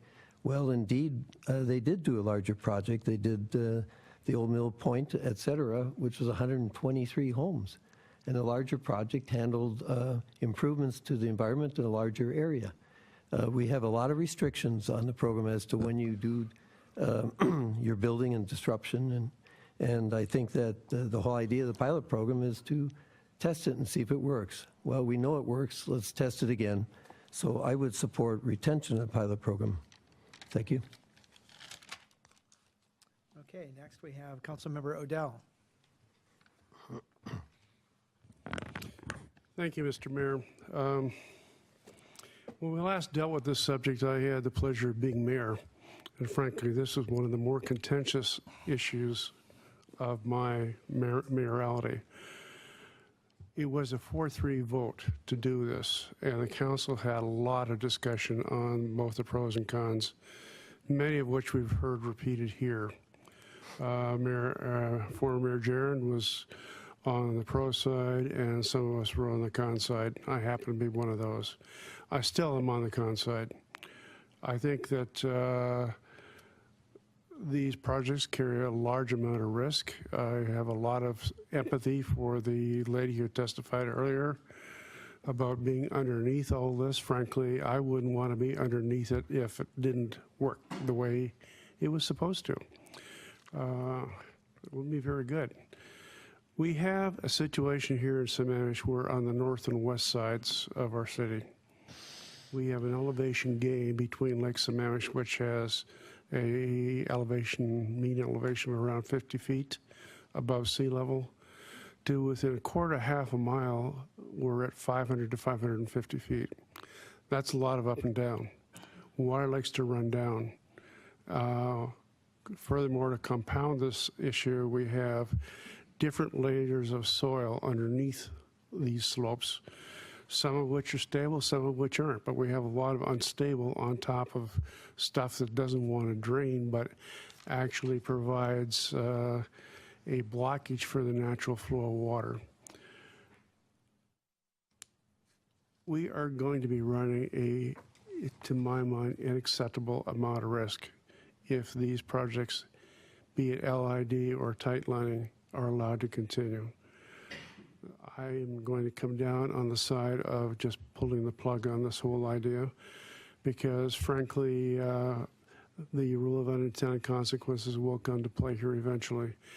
If we succeed in taking all the water down to the lake, then we're probably going to lose the kokanee runs in the streams that we have left because there won't be enough year-round water flow to sustain the fish population. Kokanee are only in the stream for a short time, but there's other wildlife that kokanee depend on that are there year-round. So I think this is a bad idea, looking for a test place, but I don't think Sammamish is the place to test it. Thank you. Okay, and next we have Councilmember Hornish.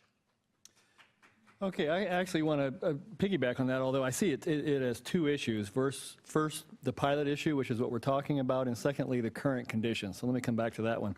On the pilot, I do concur with Councilmember Odell. I went back and looked at the deliberations when you were mayor. One of the things that hit me really hard on that, there was a lot of discussions about, hey, if the city allows this, all we have to do is ask the developer to indemnify the city for any of the risks or any of the harms that might happen. You know what the decision was? The council said no developer in their right mind would do that. So we're going to take it all on ourselves as a city. Doesn't make sense. So I support the permanent removal, if not just for that only reason, but all the other reasons that have been stated. Now, but a lot of the discussions tonight, and this is my second issue, is we do have an issue there with the current problem of erosion that's happening, and I think we need to deal with that. So I have a question, and in response to one of the public comments, don't we currently have a tight line requirement for any development in Inglewood, Hill, and Tamarack area?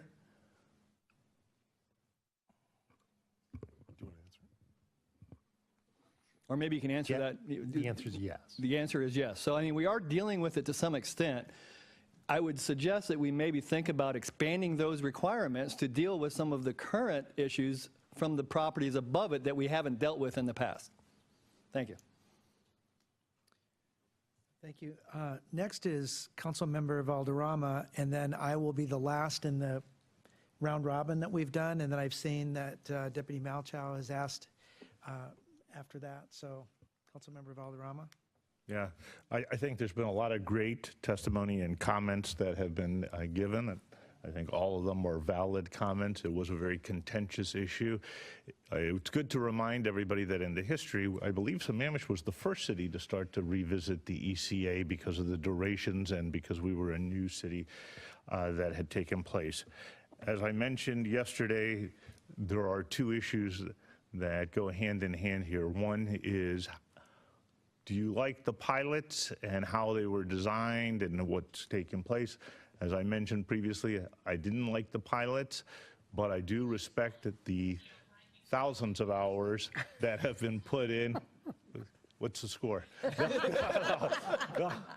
That were put in to the effort by citizens, by experts, by the Planning Commission, by the City Council, the amount of money that we had put in for the experts that were hired by the city to come in.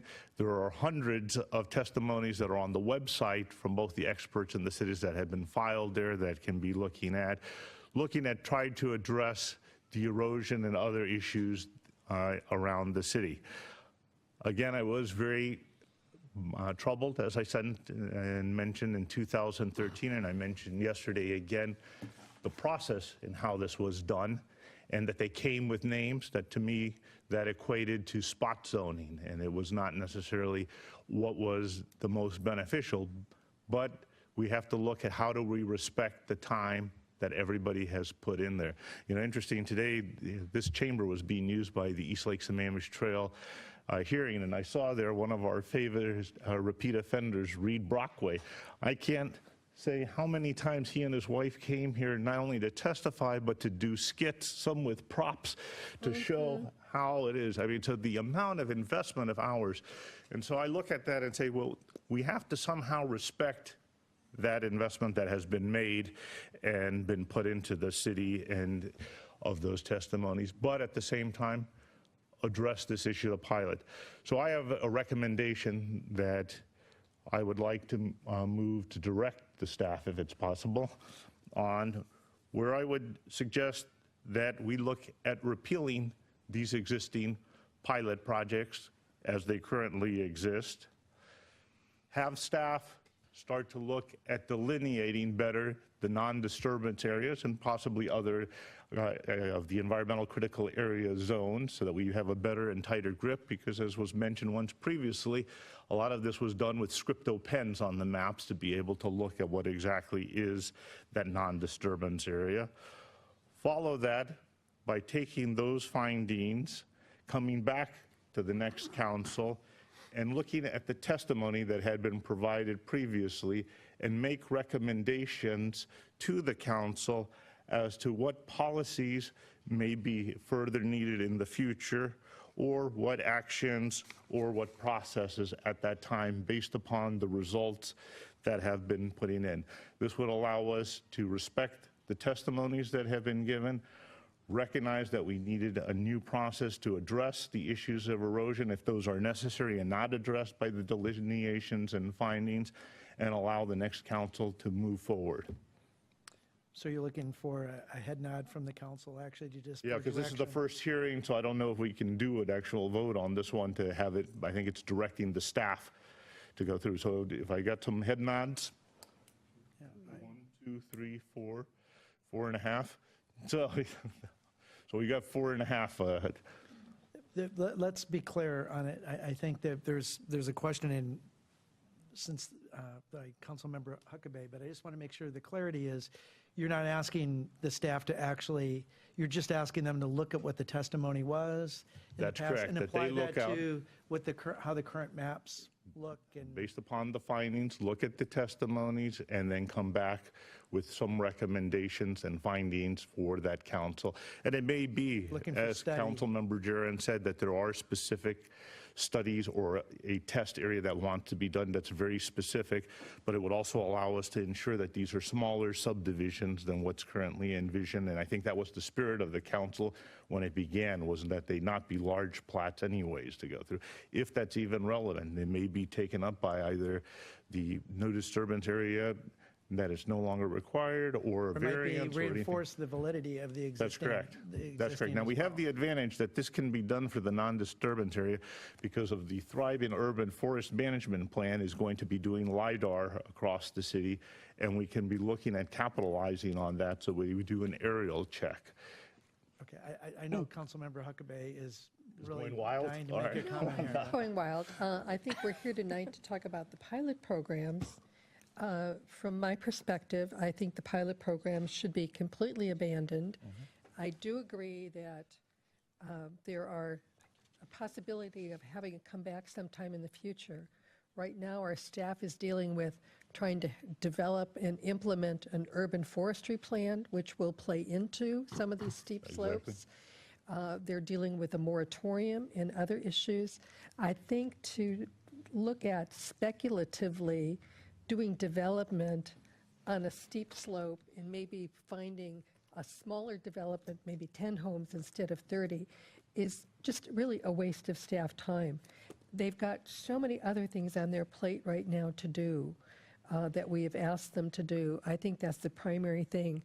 I think we should concentrate on, do we want the pilots or don't we want the pilots? I'm opposed to the pilots, and I'm very comfortable with, let's just deal with that for now and let the next council, when some of these other things have gotten through, talk about what they want to do about pilots. If I could just let the, maybe, does staff want to interject in this conversation at all? Is there anything you can add to it? I've got a few comments, but I can make those whenever it's appropriate. So. Okay. Can I respond to?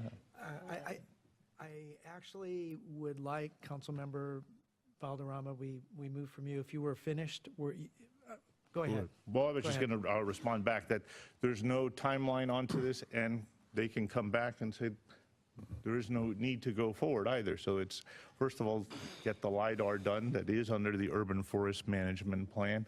Start delineating is their focus, and that's a concern that's been cited several times by this council. And then afterwards, when it's appropriate and the workload allows, come back with those findings and look at that. And that could be 2019. Okay. I'm going to interject, and then we have a couple of other comments here. My comment would be, first, it sounds more like deliberation that we've been going through somewhat than the discussion. So I'm going to add some deliberation on it of my own. First, to the pilots. I'll address the pilots first.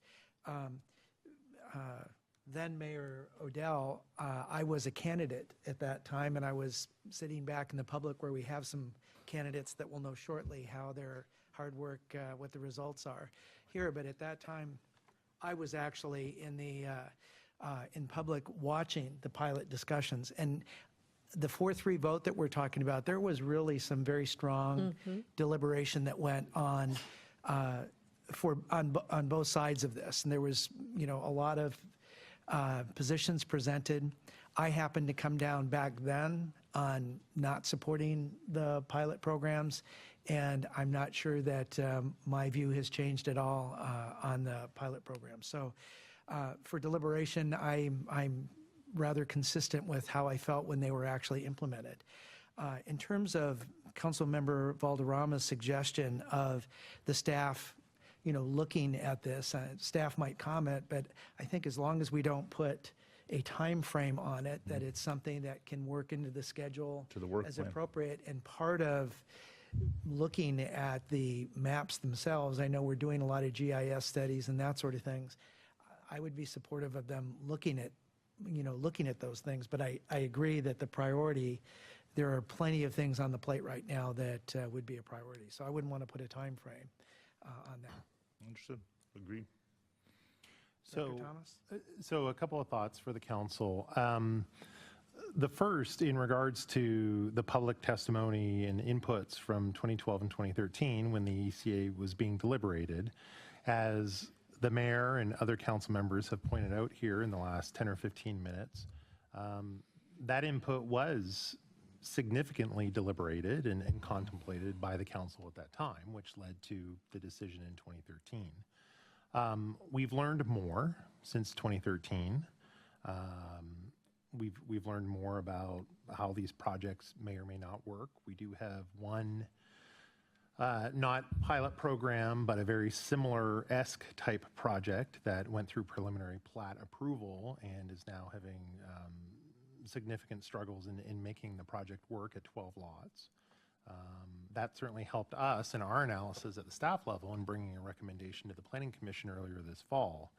The real more substantive comment I'd like to make, though, is to Councilmember Valderrama's idea about mapping and so forth. I think that's actually the real opportunity for us to take action on and move forward with. You heard it from our outstanding citizen, Mary Wichter, tonight, as she's cited many times, the need to really get more accurate mapping. I think there were a few other citizens that have cited that as well here along the way. So, but I think that needs to be separated from your consideration of this pilot program tonight and on November 21st. So, don't want to speak for the city manager, but if I may just offer up a thought for consideration. The urban forestry mapping work that is being contracted to be done and this work they may share some similarity in LiDAR technology, but they're also part and parcel in terms of the interpretive piece that needs to go into this. So for example, with the urban forestry plan, we have people, experts in forestry and trees, that are going to be doing that work in interpreting the data that we get. In this case, with steep slopes, no disturbance areas, and so forth, we need people that have expertise in geosciences to help us interpret the data that we get to come up with ultimately what might be an updated mapping layer, which is long overdue.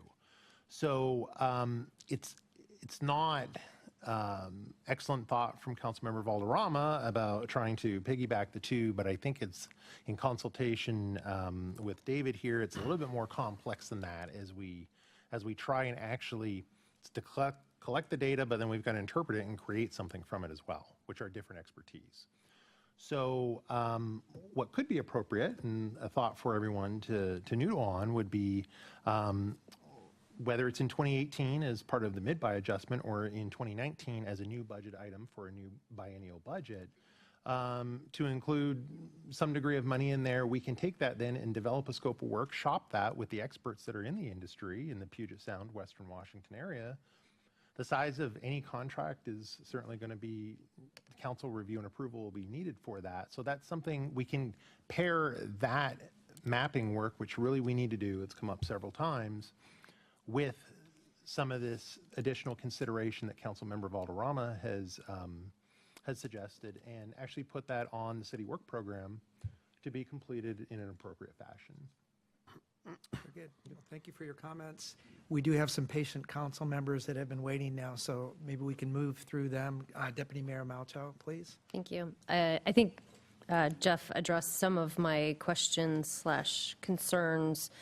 That the LiDAR is not specific in the urban forestry management plan is not necessarily applicable to the no disturbance area specifically. I am interested and would support Councilmember Valderrama's suggestion of getting the data for mapping purposes. I think updated data is always appreciated for understanding, with the caveat that we get steep slopes in there too. So I think it's important, though, to separate out the testimony that Councilmember Valderrama is talking about, because during the deliberation back in 2012 and 2013, there were actually multiple pilot projects that were discussed, not just in the no disturbance area. There was also the isolated wetlands, and that was where a lot of the testimony actually occurred. So if you pull out that part, because we've already dealt with the isolated wetlands, the testimony to review specific to the no disturbance area might be a lot more compact.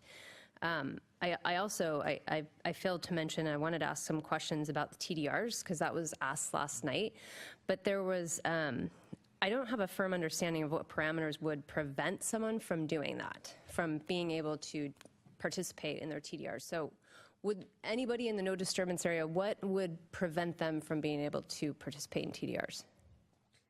For the audience's sake, transfer of TDR development is a transfer rights. of development rights, where you give up some of your development rights and transfer that to another area, either in or out of the city. You don't give them up, you sell them. I'm sorry. To the You town sell them. side. You give them up and sell them. Hon, you're willing to give yours up, right? You can have all of them. So that's a great question. Let me start by answering that question by noting that we are planning, as part of our ongoing implementations of strategies for our town center sub-area plan, planning on talking with both the Planning Commission and the City Council in the first part of 2018 about TDRs specifically. That's probably a good solid hour presentation Q&A in and of itself, but I'll give you the short version tonight. Our code does authorize transfer of development rights, and our code is set up and identifies eligible sending sites as well as a receiving site for TDRs to occur. What's missing at the moment is, with TDRs in the city, we've got an interlocal agreement with King County. For TDRs from the Emerald Necklace area, much of the unincorporated areas, to the north and along our eastern city edges outside of the city limits, for a certain number of TDRs to come into the city, into our town center, before any other intra-city TDRs can move from our approved in-city sending sites to the town center. So we've got some work to do on that next year. We've had staff, we've unbuckled all this at the staff level, and we're going to be able to have good conversations with the commission and the council on that coming up soon. So, but we do have the code mechanism in play when the time does arrive, hopefully sooner than later. And the other thing that Councilmember Hornish brought up yesterday, too, was the variance process, which we identified and walked through as we talked about the isolated wetlands. So there is a mechanism for people to use. It's not like we're just ripping away all property rights by eliminating the pilot program. Correct. Okay, Councilmember Odell. Thank you. Listening to the discussion, it kind of separates into three separate issues. One is the fate of the pilot program. Do we accept the Planning Commission's recommendations, yes or no? The second thing is the issue of flow off of other property onto this kind of area. And frankly, this gets to the issue of, maybe we shouldn't allow the same development on the edge of a cliff as we do on a very flat area in town with decent drainage. The third issue is where these situations do exist today, perhaps they need to become a priority for the city to deal with in the future in some fashion, either on our own, simply by funding it, or helping the neighborhoods that are affected set up local improvement districts to actually fund the improvements jointly in partnership with the city. It's a serious problem, but to Councilmember Valderrama's desire for LiDAR, I agree that LiDAR mapping is a technology that we can and should use in the future. I also agree with Councilmember Huckabee that right now the plate for this council and for its staff is so full that this is going to have to get pushed off a bit. Not that it's not a big issue, but there's only so much bandwidth before we run out of capability here. The fact remains, though, that the upshot of all this may be, in fact, that we need to take another look at how much money we are putting in the stormwater fund. We had a discussion on this a little while back, and it was a 6-1 vote, and I was the dissension because I didn't feel it was appropriate to simply restrict the funding to the town center when the problem exists all over the city. But not to make a poor joke here, but that's water over the dam as far as that vote goes. A future council can revisit that.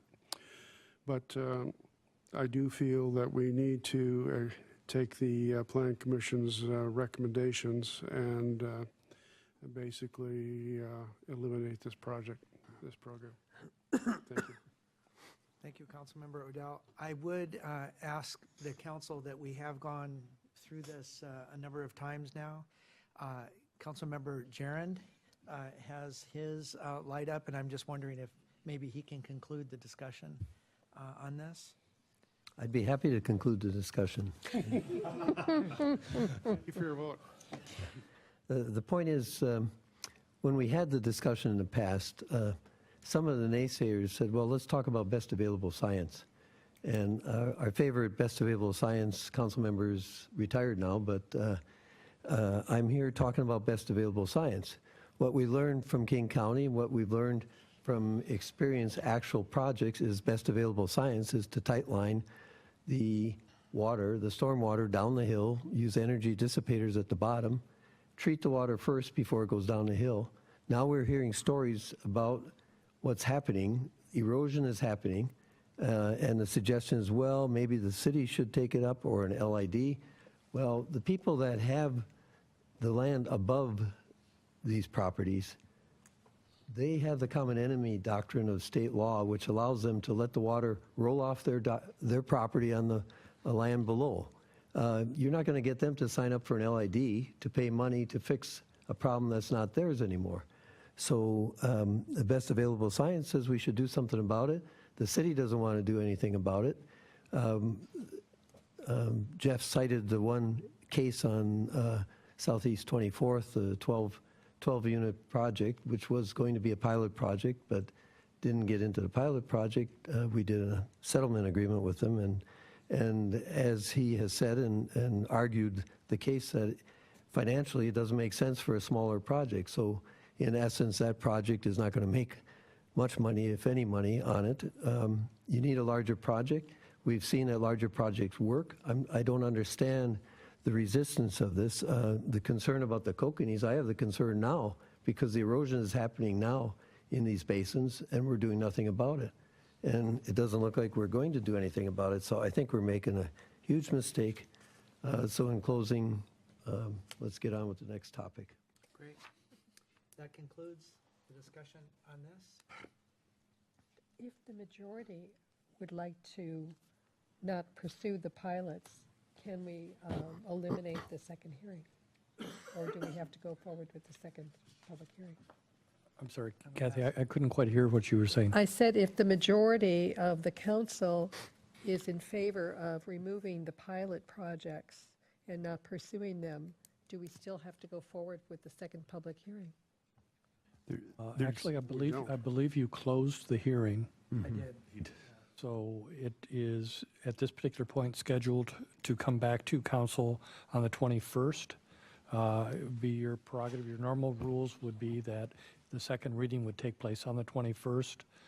Since the hearing was closed, if we have definitive feeling that we have direction from council, we can put it on consent for consideration, and council could pull it off if one member decided that they wanted to talk about it. So if that would be the way I would handle it.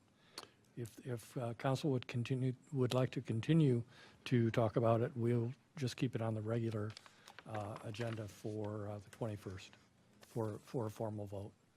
unless council would like to suspend the rules. Let's suspend the rules and vote. And vote tonight. You could always do that. I'd rather put it on the consent, just because it's been announced, in case people want to submit public comment back to us as our process. So the question would be, is do we have a head nod to go ahead and put it on consent? If we have unanimous on consent, then we could put it on it. If it's not unanimous right now, that it go on consent, it'll be pulled off. Anyway, we should just schedule it. No. So do we have a desire to put it on consent? Yes? Well, I'm okay for putting on consent, but keep in mind that I may offer to pull it off. No. Okay. Okay. I'd prefer to get something done and bring it to a vote tonight. I would too.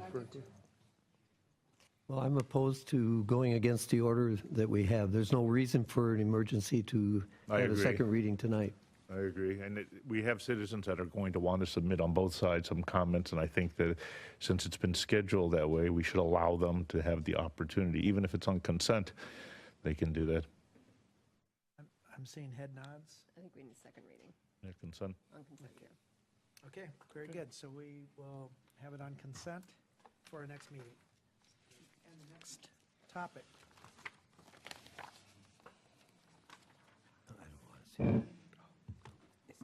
This is the city biannual budget. Thank you, Mr. Mayor. We are here to talk to you about the mid-biennial budget adjustment. This is an opportunity for us to make minor adjustments to our two-year budget that was adopted last year at this time for 2017 and 2018. Those adjustments that are suggested in this particular ordinance were vetted and recommended by the Finance Committee. There have been some minor changes made last minute that Aaron Anton, our Finance Director and Assistant City Manager, will highlight in his presentation. Just by way of context, our budget in Sammamish and our financial position is extremely strong and is consistently the envy of our neighbors. This is something to be celebrated. Our 2018 ending fund balance is greater than originally planned, while at the same time our revenues per capita and per household are a fraction of our peer cities. The citizens of Sammamish receive great value from their local municipality. We won't rest on our laurels. As part of our work plan for next year's biennial budget work, we will have discussions with our citizens and our council leaders related to the size and service they expect to receive from Sammamish. It's a balancing act, blending fiscal responsibility and prudence with service expectations and demands from our citizens. Our work will be ongoing in this particular area. So Aaron, at this juncture, I'd like to turn things over to you. All right, so tonight we have the first reading of the budget ordinance, and it's also the public hearing on that. This presentation actually combines that as well as the 2018 property tax levy. So there's a break in between those. If you wanted to open the public hearing, you could do so at that time. So I want to give the overview on the budget ordinance first. The original budget for 17 and 18 is already adopted. We did that last year. And so this opportunity at this time is a modification of the 2018 portion of the 17-18 budget. And that opportunity is to adjust for the upcoming 2018 period. So that's the fiscal year that we're looking at.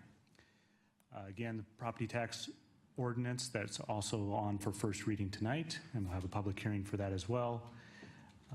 The proposed requests, you already heard the city manager mention, have been reviewed at the Finance Committee, and then I have a slide on things that have been updated since that October 5th meeting. And then we'll look at next steps following that. So, brief budget calendar. The city manager's final review of the request occurred in September, and those adjustments went to the Finance Committee. They deliberated on those and reviewed the details. That was at the October 5th public meeting. Public notice was produced following that meeting for the public hearing that's on tonight for both the budget and the property tax ordinance. And then following tonight, the second reading and then the potential adoption would be occurring on November 21st. So the budget modification itself. there were several adjustments after that October 5th meeting. The first one was a pretty minor adjustment, but it was the communications manager changing to the public information officer, and so there was a grade change, so we're noting that minor adjustment there. The next three adjustments are all related to the CityWorks implementation, so this is an ongoing phase of that CityWorks related to the city source GIS-based application as well as the mobile applications. So those amounts are shown there. The stormwater rates, that rate discussion was going on after the October 5th. So although we had an illustration of what the stormwater impact would be, those final rate decisions hadn't been made yet, and so we hadn't rolled those into the set of numbers, so that's now rolled in. Also, we had discussed at the committee level the personnel savings. And at that time, we're basically projecting a savings that was a result of both employee turnover and vacancies that are occurring in 2017. But we noted at that time that the medical plan would have been changing for the city. This is offered through the Association of Washington Cities, AWC. And those final rates for the medical plan had not yet been given to us by AWC at the time we had the Finance Committee. So we got those final rates after, and that resulted in additional personnel savings. So this is the added net add to those savings that were reviewed in front of the Finance Committee. Then the next item there is the concurrency model work. That was actually an item on the consent calendar tonight. And then we had the transfer, and this is the movement between the different funds, between the general and the stormwater funds that's related to the CityWorks application and work there, as well as the technology fund related to that contract for end-user support services. So those were the adjustments from the Finance Committee set of numbers. So we're at our public hearing and first reading. Again, November 21st is the second reading and potential adoption. Just a reminder that also at that time we look at the salary schedule for 2018, the employee medical contribution, so these are resolutions that would be coming to the council at that time, and then the fee schedule resolution. And the fee schedule would include the stormwater rate action, any action on those. So this schedule complies with the state RCW 35A34. Reminder on the overall fund chart, just to level set the organization into operating funds and capital funds. So this shows how those are organized. The overall total picture. So 1 year ago, the original 17-18 adopted budget had an ending fund balance of 18 million rounded and a total budget of 217 million. And again, that was reflected in the table A, which we have in the packet today is the November 7th, 2017 Table A updated. So that budget is now 239 million in total, and the ending fund balance has moved up to 26 million. So it's increased $8 million in final balance. A review of the total adjustments, the 1.4 million, so that's included in the packet, a summary of this. This chart just highlights, even at a more summary level than the summary, to look at those ongoing, the nature of ongoing expenditure adds, and then one-time expenditure adds. So the 1.4 million in comparison to that larger 239 million, we're looking at 0.5%, but this goes through each of those details, and then of course the packet material is going to have the line item detail of all accounts. So there's over 2,000 lines that we comply with bars coding on. So this is just a summary view. If you want further detail, it's in the packet. You'll note the first line there, ongoing 576,000 related personnel savings. I mentioned earlier that a piece of that was shown to the Finance Committee that was related to the turnover and the updating, truing up of the personnel budget costs, but did not reflect the AWC medical rates yet. This total number rolls both of those into that line. So you're looking at that $576,000 of budget savings in 2018. They're just from the city employee personnel lines of the budget. So then the next set, you'll see all the other negatives. Those are negative impact to fund balance. So it's expenditure increases, decreases in fund balance. So the 180,000 is the budget adjustment that was needed for Eastside Fire and Rescue. That's the contract with them. Their actual increase was 308,000. but the adjustment the budget had already been set to accommodate some of that, so all we needed to adjust was the 180,000 there. So we already talked about the IT support services needed and the transportation master plan. There was also facility repairs to the commons. We noted those in $500,000. The Unified Development Code, single-family residential emphasis on that, and that was an agenda bill back from earlier in the year, 2017. And then we have public safety studies is another area where those are being added at this time. Again, all these details were reviewed at the Finance Committee when we went through this in more detail than what I'm doing right now. But you also have those line item details available in the packet if you're interested in following through those. So those all add up to the 1.4 million of adjustments that are part of the modification at this time. So what does that look like in terms of ending fund balances? So we had, this is the actual slide from the November 1st, 2016 presentation where we looked at ending fund balance. General fund had 5.7 million as a 2018 anticipated ending fund balance. A total for all funds, 17.4 million. And then if we look at today, what the same slide looks like today with the inputs that have come through, general fund is now up to 12 million ending fund balance at the end of 2018. And total budget is, ending fund balances is 26, just a little bit over 26 million. So we also take a look when we're doing the budgeting at our reserve philosophy. So the ending fund balance for the general fund, we have a strategic reserve target of 10%, and that equates to roughly $4.2 million. So obviously from the slide before, you notice that our general fund balance was 12 million. It was 12 million reserve. And so we're just looking at how does that compare to the 10%? We're at a 28% or 18% above the target. There's also a kind of for your reference note there, a 60 to 90 day reserve. It ranges from 17 to 25%. If you look at other municipalities, they use different amounts of reserves as targets, and a lot of it has to do with their sources of revenue, how stable they are. If they're relying upon sales tax, that varies more than what the Sammamish profile is, which is our main revenue source being property tax. That's pretty basic and stable. We also have bank capacity in the property tax, which we will talk about once we get to the property tax resolution. So right now, the next step would be a second reading on November 21st. If we want to open the public hearing for the budget, we can do that now, or I can go through the property tax next. It's your option. I might as well do the public hearing right now. Okay. Go through that. Okay, so I'll open public hearing. Mary Wichter, please.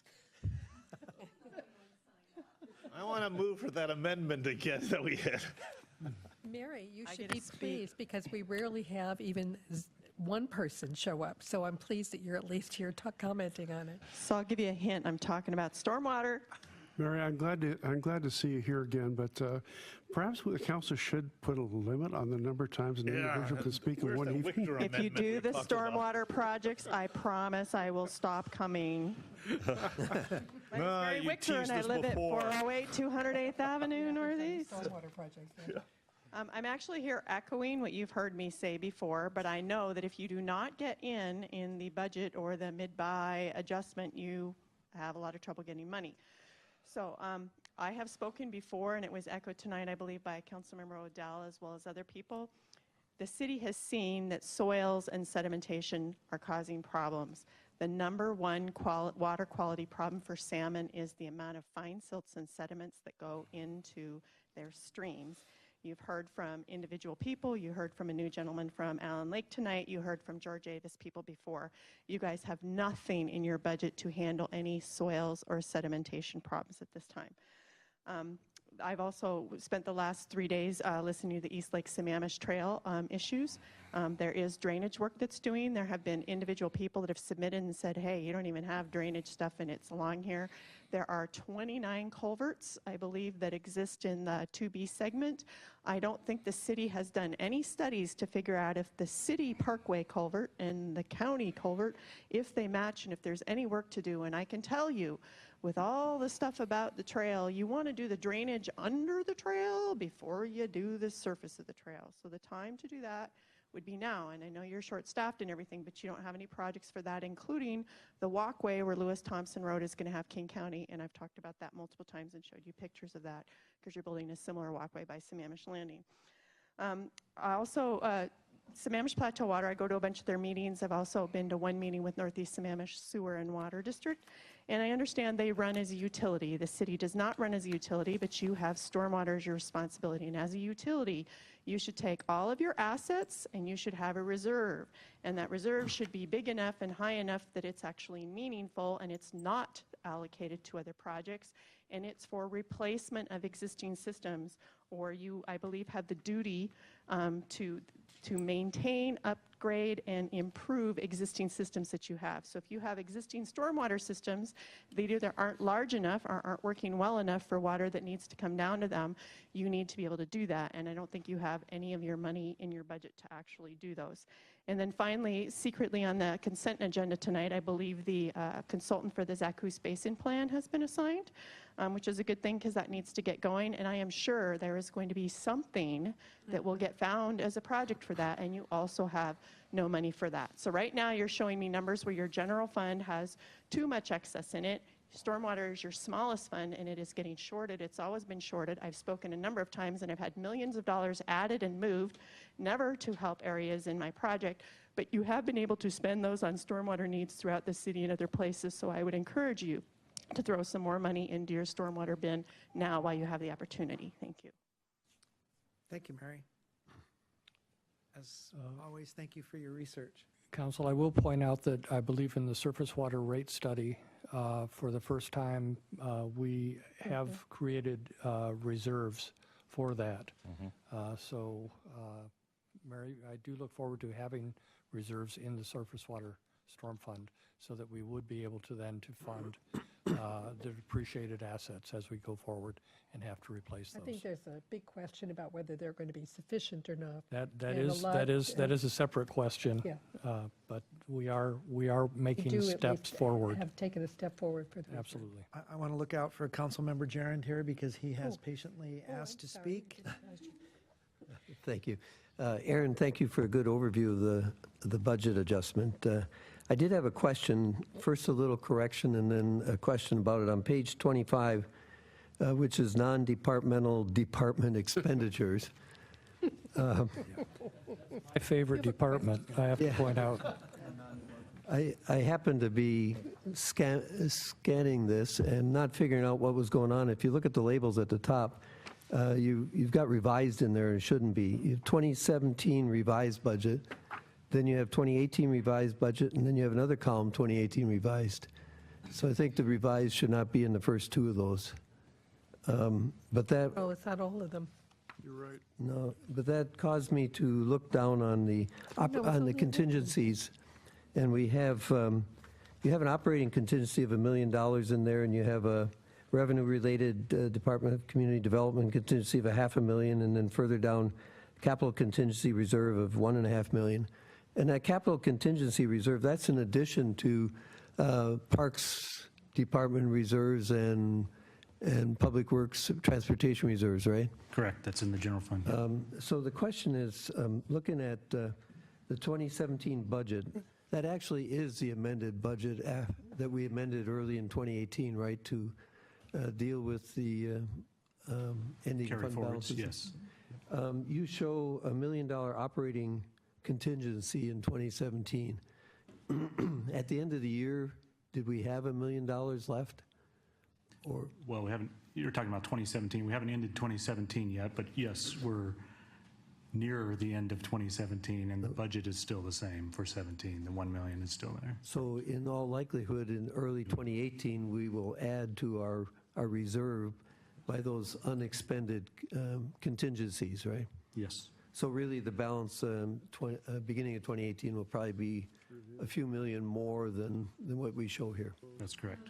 Aaron, Excuse me, think I heard- one moment. Oh, sorry. I wanted Councilmember Gerand to finish, He's only finished. because I'm finished. because I thought he was going to comment to Mary Wichter. Public hearing is still open right now. So I wanted you to finish what you were saying, didn't but hit your gavel, I'm sorry. but before I hit the gavel, I want to ask if there was anyone else that wanted to make any public comment at this point. Okay, well, with that, then, I will close the public hearing. Thank you. Go back to Mary Jo. Through with my comments.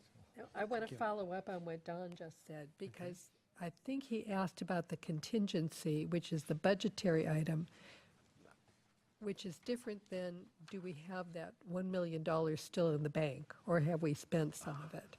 And I'm not sure exactly what his question was, whether we have not touched that contingency, or we still have just $1 million in the budget, which is a different thing. So the budget amount is $1 million for 17.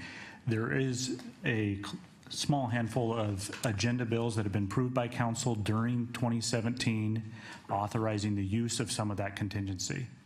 So that hasn't been moved out of that 1 million, but it's Right, because I think so for the budget fair and is still tiers, there. we're using some of that.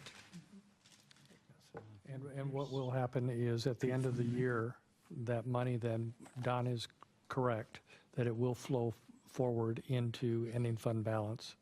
Right. Okay. Okay, Councilmember Odell. Thank you. Aaron, I'm on the summary of the mid-buy adjustments, and there's an item in there for $172K for technology improvements. I know we talked about this in the Finance Committee, but I'm drawing a blank now on what that was all about. So can you illuminate me, please? Yes, so this is the contract for end user support, so basically help desk support. So we have a professional service contract for that IT service. This would be for in-house staff primarily, help desk support. And then the CityWorks implementation. So it's the ongoing phase of the CityWorks implementation. So those two contract pieces are rolled up. New year over year, correct? I'm sorry? These are new. Yes, these are additions to the 17, actually the 18 budget portion. On the ending fund balance issue, we could be looking at a major overrun on the Snake Hill project based on what we know today. So that 1 million in contingency we're just talking about could well get used, and might be looking for more. Right, yes. So as those decisions are made and we're looking at a final estimate for the total cost, so Snake Hill would be in the 340 fund, transportation capital. So the contingency that's in the general fund could be transferred over there if needed. Okay, I see that Councilmember Jaron wants to take a second shot. Well, I was curious as to whether we can ask for suggested additions to the budget at this time. Because we've heard talk throughout the year about the balance of housing, and the town center is supposed to address some of that balance of housing. I'm concerned about it because I'm getting to the point where I'm more interested in main floor master bedrooms and perhaps single floor condominiums. And I'd like to stay in this city as I age. We heard today from some of our citizens that are saying their kids are in college or already grown up, and they're empty nesters, and they're looking to have their properties redeveloped. That's one option, but then do you stay in the city? Well, not likely. Then you move out. And I'd like to see people stay in the city and have a continuation of a good living here. So the question is, should we do some statistical analysis of the needs, past, present, and future needs in this city for housing balance? And if so, should we have something in the budget to initiate that program, hire a consultant to do that for us? And I would suggest that we should. Okay. One of the things that we are planning on doing that is part of our work plan through ARCH for 2018 is to update our housing strategies plan. So that was intended at that particular point in time to delve a bit into that question. It probably will not go as far as the analysis that you would like to see, but we thought it might be a good start, and then utilize the information that we derive from that to put it into our 2019 2020 work plan. So it is up to the council's prerogative to make that adjustment if you so desire. From a workload standpoint, quite honestly, our plate is full. So we were thinking that it might be best to do it in 2 steps rather than jump all the way into that. But we could utilize the services of a consultant, but we again have to manage those consultants. So that is up your prerogative, essentially. And going along with that, the next topic, the last topic will be the building moratorium. And in that discussion, we're going to talk about possible short, early-term projects above and beyond our current TIP, which might require additional funding. And so I had asked if we could, and Aaron, thank you, provided me with estimates of what sources of funding we might have available, whether, say, a 1% utility tax, how much that would raise, maybe 1.1 million a year. A 1% property tax is more like 280,000 a year, or transportation benefit district, which might be 600,000 a year or thereabouts. So I think we're talking about the budget now, but this is just the first reading. Perhaps after our moratorium discussion, as the month progresses, we might talk about possibility of some additional revenue sources. We are going to have a discussion about the property tax levy coming up next. Yes, that's the next topic. Thank you. Councilmember Odell? Well, before we get into that particular thing, I'd like to make a couple suggestions and comments.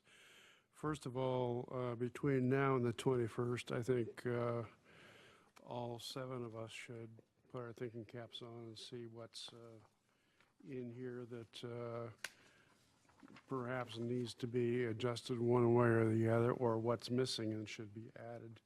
And I'd like to see a complete list of all these from all 7 of us brought back on the 21st, along with some raw order estimate on what the impact might be. Second of all,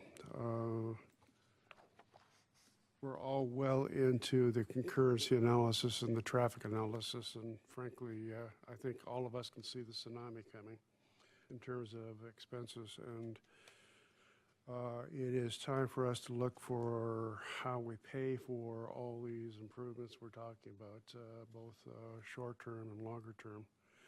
That will get to the heart of what Don just brought up in terms of additional funding capability. Frankly said, we don't have enough cash in the bank to be able to do it all on our own, and nor should we. We need to maintain some sort of balance. That will probably lead us to some sort of outside funding, read bonds, that will require a debt servicing capability, which we're not currently budgeting for today. So that also should be part of our discussion on the 21st and maybe beyond. Thank you. Great. Councilmember Huckabee. A couple of things. First, I'd like to echo Councilmember Jaron's comments about the housing issue. I've long thought about affordable housing, primarily because we have a son who works and makes an average salary of about $49,000 a year. He can't afford to live here if we wanted to make him independent. There's just no subsidized housing.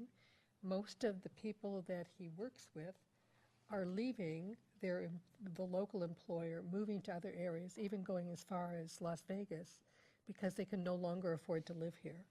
And I think when we initially put our affordable housing strategy together, we were thinking affordable so people who are making $50,000 a year could find a place to live here. I do think it's going to be impossible for somebody making that kind of money to live here, given what I'm seeing in the rent escalation in the community. So when you do, and the other point that I should probably make is that I wonder if we have enough seniors in this community to fill all the senior housing projects that I've heard come to the table that people would like to build senior housing. We're all going to have to get old really quick in order to fill those things. But I think we might want to take some serious look at some other options of how we do provide some of that affordable housing. I was surprised. We just got an offer to put some money into a partnership in Edmonds, and it's being subsidized by the Edmonds multifamily tax exempt, and they're waiving property taxes for several years so that they will be providing affordable housing to millennials who are living in their community. So I think there's some techniques out there, some of which would maybe dollars for us or maybe some dollars from somebody else. But I think if we truly want to have affordable housing in this community, we need to take a very serious look at how we're going to do that. So the school teachers, the people that work at McDonald's, the people that work at the grocery stores can afford to live here instead of commuting here and filling up our roads because they have to move further and further out to be able to afford to live. The other thing I wanted to bring up, and this is somewhat a little more on the speculative side, because in the evening I've been spending my time looking at some of the new tax rules that are coming down the pike. And they are not good for housing, to say the least. And given the fact that there may be a limit on mortgage interest deduction at the $500,000 level, a cap on property taxes of $10,000. The articles that I've been reading, and several years ago when I went to a conference when somebody talked about the flat tax, it was to a very large audience, and when he mentioned a flat tax is great, but don't forget that will probably result in a 10 to 15% reduction in your housing values. Now, that's not going to affect our property taxes, but it would certainly affect our real estate excise tax flow if our property values drop at that sort of level. And a lot of the other legislation would tend to encourage people to keep their houses rather than downsizing like some of us are interested in doing, which would mean, again, less affordable, less housing, and a way of kind of pushing up the value of housing. So there are a lot of things going on in the other Washington that would really affect places like Seattle, San Francisco, and others. But we should keep an eye on some of that here in Sammamish and understand how that might impact our budget in the future. Okay, Councilmember Valderrama. Yes, thank you. 5 years ago, there was a presentation here as we had an economic development project, and part of that presentation was saying that we had a housing imbalance. I'm not sure what happened because we were supposed to be studying it over the years and looking at that housing imbalance, and they've already commented as to whether it's for the aging or the young or the affordable housing that imbalance was noted, and we've got to figure out how we're going to address it. All of these traffic problems, when you start to look at how people look at it, they begin with the housing, and then they start to go out to the other years. So I think that is a lever we're going to have to address here. The problem that we have in the midst of all of this is how we do all these things, which are our wants versus our needs. And I don't know how we're going to get all these roads at a time of McCleary and ST3. I mean, that for Sammamish, the average Sammamish household for those two on property tax is estimated at $3,000, not including your car tabs and the sale taxes. So when you talk about affordability and that, I can't imagine somebody on a fixed income trying to survive with those kind of property taxes coming upon them. They had already said that for every $100 increase in King County previously, it was a 15% increase in homelessness. And so you now are raising that magnitude of $3,000 just on property tax. So we need to first start, as I had said previously, before doing the taxes, we need to start looking at our own house and how do we address issues. Talking about 5 years ago, I happened to find that in October 15, 2012 minutes, I had proposed that for the budget cycles going forward, the next two budgets, that the city provide a alternate budget for 1% cuts.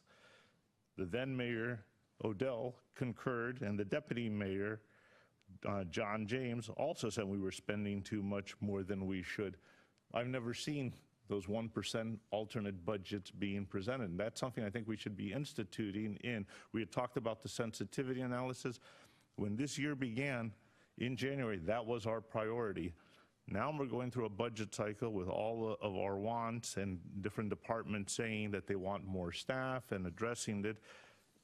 And we're looking at what's been put in our package for 3 years, a fiscal structural imbalance that's not being addressed.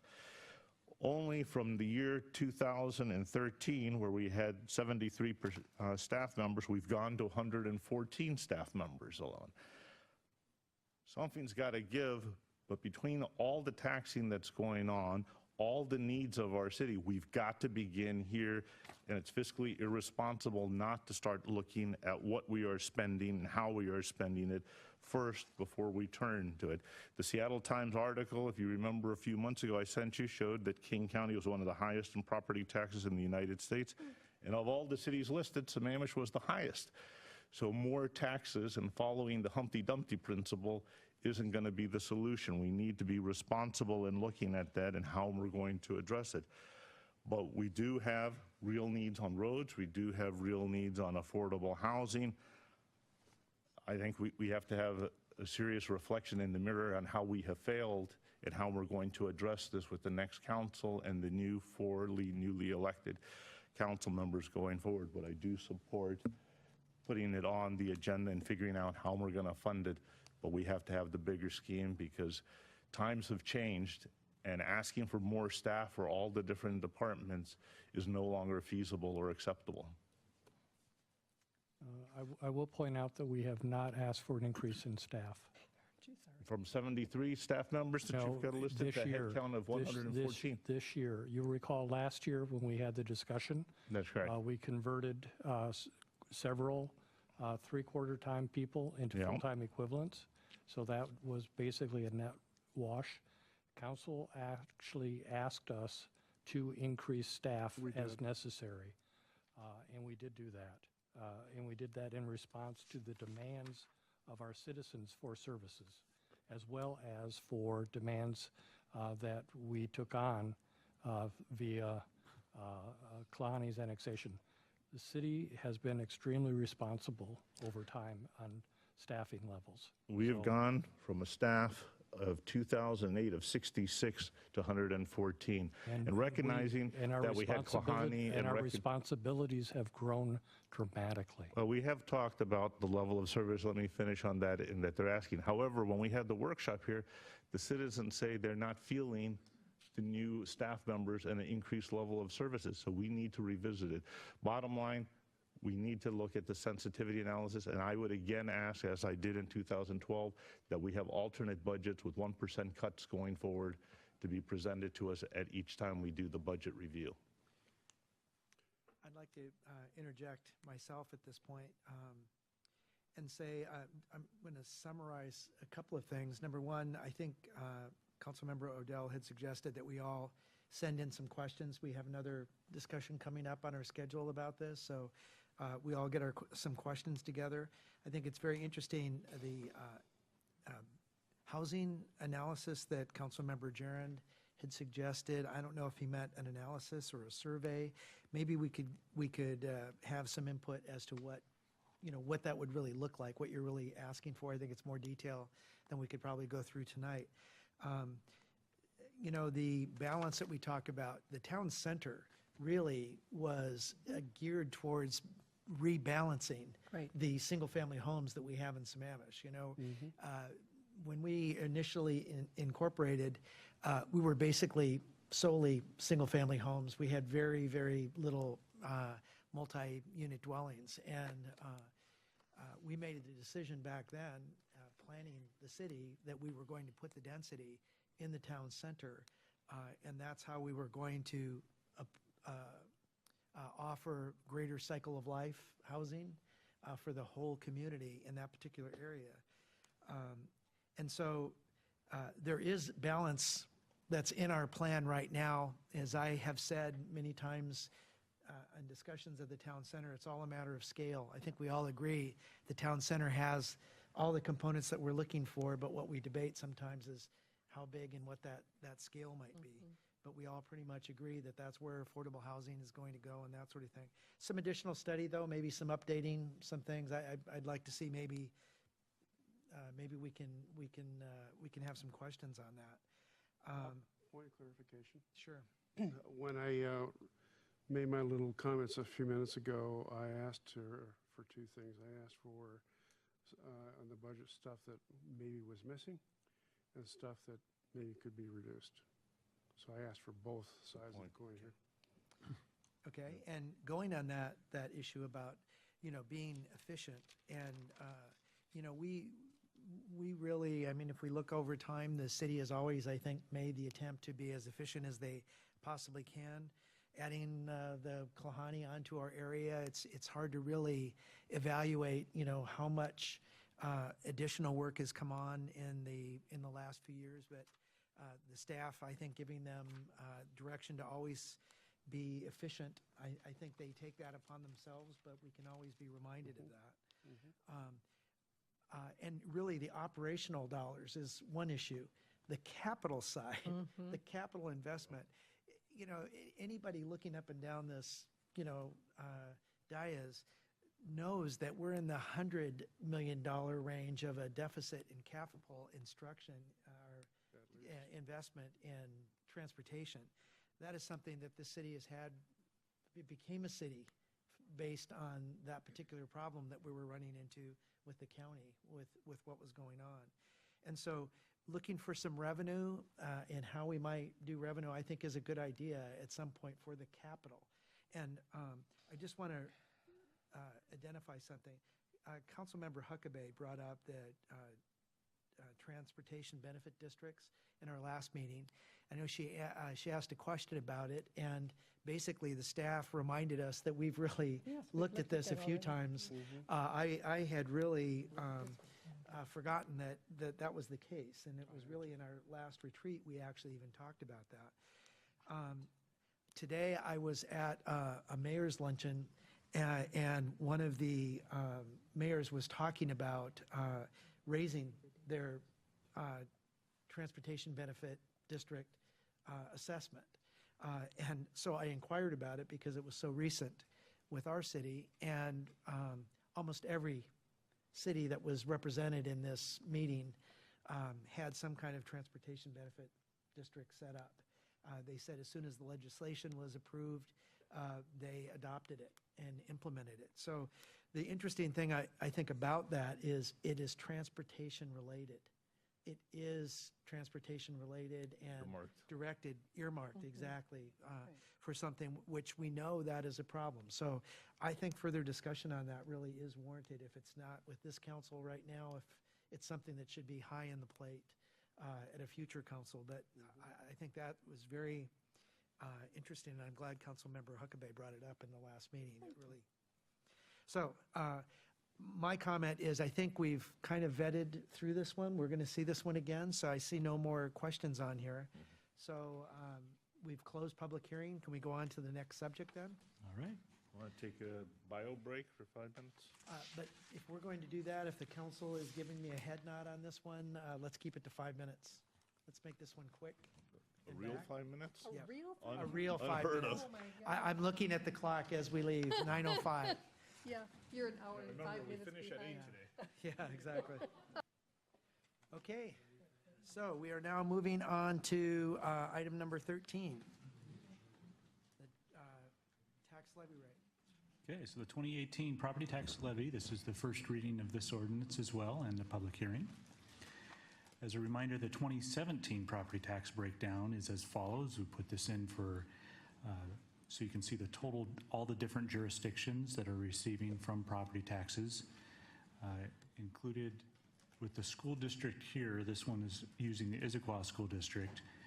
Within the Lake Washington School District, the total levy, instead of 1064, is 985 per 1,000 of assessed valuation. And so one of the other points of this slide is the Sammamish portion, the local portion that goes to the city of Sammamish, is $1.93 per thousand of assessed valuation. So although the total rate is $10.64, only $1.93 is coming to the city, and the other amounts are going to the other taxing entities. So that's about 18% of the property taxes. Aaron, just as a suggestion, the numbers themselves are good, but I'd like to have a companion chart of percentiles. Okay. Percentile. Companion chart? Companion chart and percentile. I mean, Just I showing have the trouble percentage. doing the mental math, but I relate to percentages really quickly. Okay, so we're looking at the 2018 estimated property tax calculation. So here's the formula itself. The 28.69 million is a levy amount, and divided by the assessed valuation, that's a number that we get from the King County Assessor's Office, and that's 16.64 billion per thousand.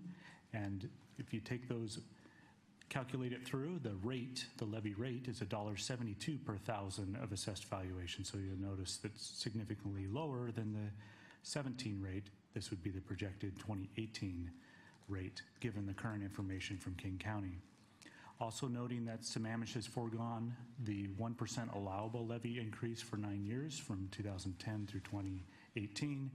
Again, this calculation and methodology is consistent with the original setting of the 17-18 budget, in which we're not taking the allowable 1% and banking the capacity. I also wanted to note the final assessed valuation comes from King County Assessor's Office, and we typically get that toward the end of November. We're actually due to submit our number by November, by the end of the November. So to further illustrate the bank capacity idea, this illustration is looking at the allowable levy, and this is on the King County Assessor's worksheet that it provides to the city. So allowable levy that they've given us is the $30.56 million. That's the levy, allowable levy amount. The same methodology as the property tax levy, where it's taking the full 1% of what's allowable, so 1% above the last lawfully allowed levy.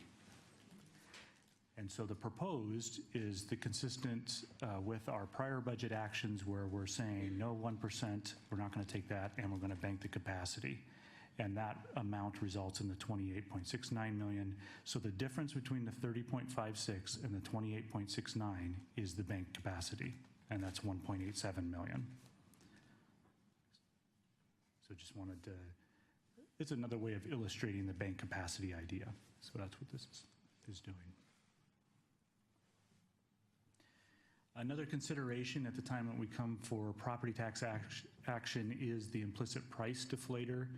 There's always this check every year that goes on where the state law requires the lower of 1% or the increase in the implicit price deflator.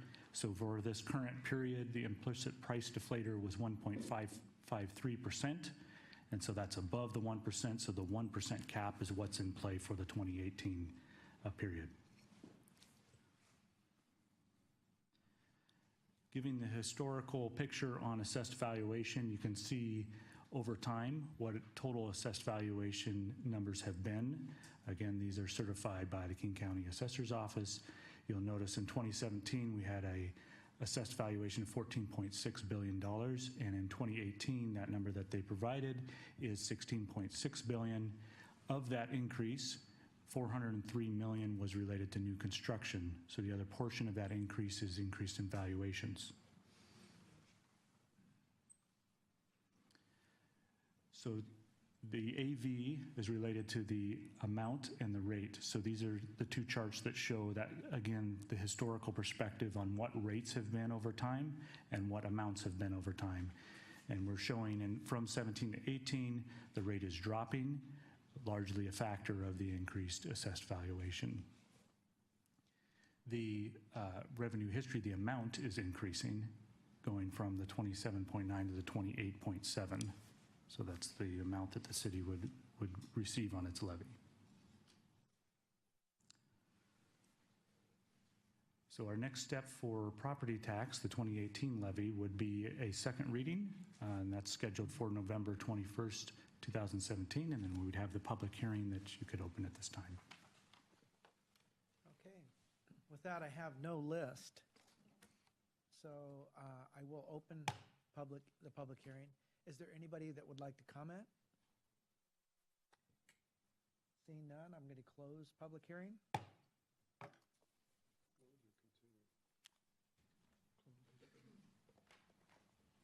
Is there any discussion at all by council?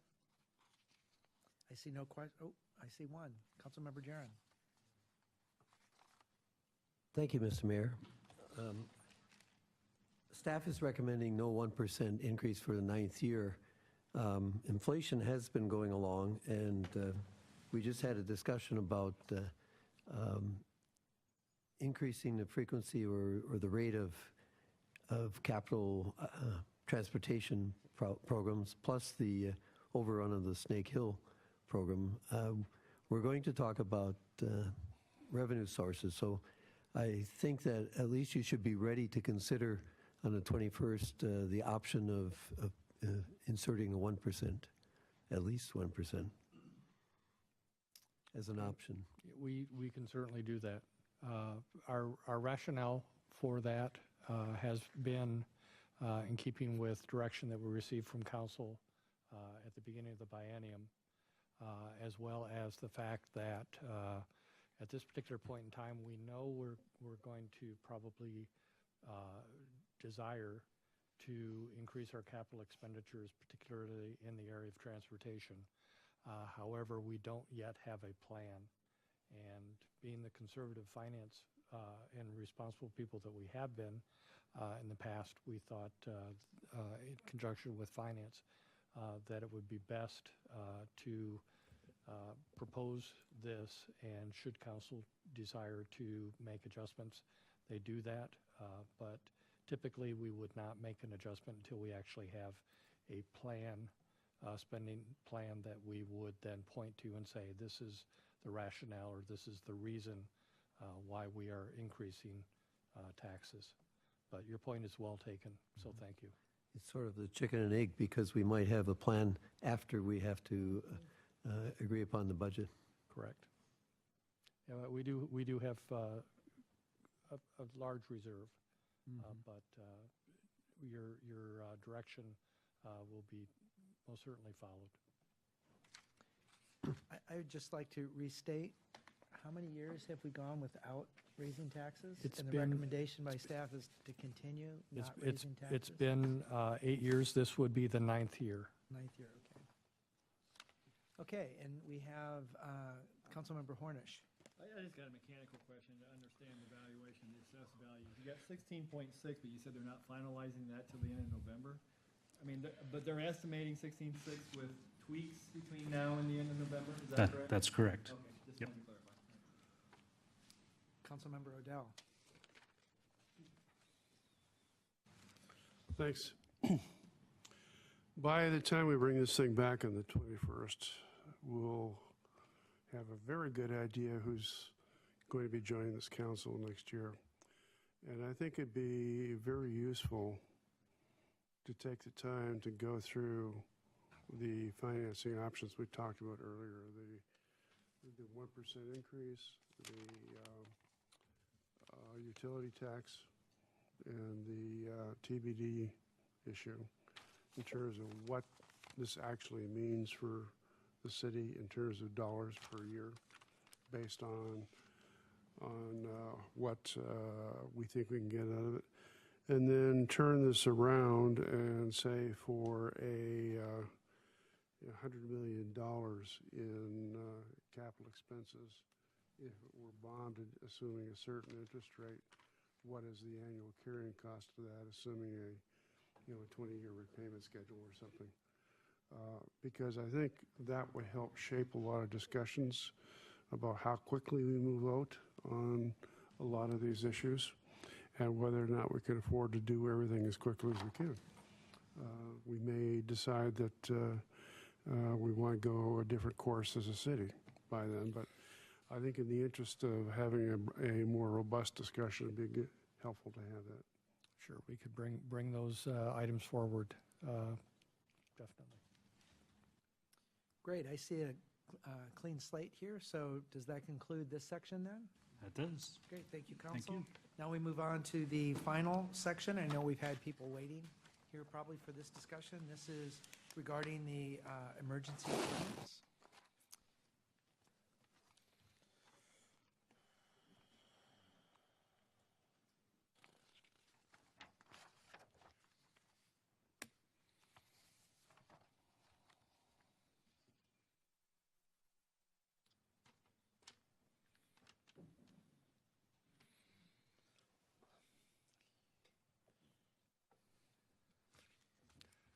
Okay, well, I guess I'd like to introduce Jeff Please. Thomas to you all. His name's been mentioned several times this evening. So Jeff is here to have further discussion with council related to the building moratorium and several options that he has presented in the packet and flesh those out a bit. So Jeff, please take it away. All right. Thank you again, and good evening again. So we've got 3 slides here that we'll flip through. This is actually the last of the 3 to start with, and we're going to look at this one, then we'll go back to the beginning. But the purpose of the session this evening was City Council direction to bring back, based on a discussion we had at your last meeting in October, the 17th, I believe, of October, to bring back some possible tweaks based on input and questions that we had received that I believe the city manager summarized for you at that meeting. Some things that you can think about at this meeting, and if you deemed so, to give staff direction then to bring that back in the form of a modified ordinance for your public hearing on November 21st. So what this slide is simply is kind of the punchline. We're requesting any direction you may have to staff this evening to bring back an amended ordinance, the 2017-445 emergency ordinance on November 21st, when you'll have the public hearing. Go back to the first one, please. So the agenda bill in your packet, you've heard some of this evening, option A and option B. What we did was, based on the conversation we had in October, we put together 2 sections of the agenda bill. Option A would simply be modifying Section 3 of the existing emergency ordinance that would add some additional clarifications of exceptions to it. So right now, I think the list is A through J or K. This would pick it up at L, K or L, and keep the alphabet going down.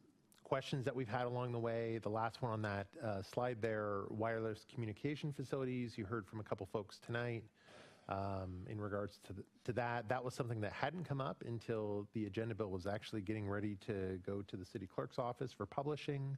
And there's some other things on there that we've already covered. Significant trees, boundary line adjustments, single-family residences on existing legal lots of record.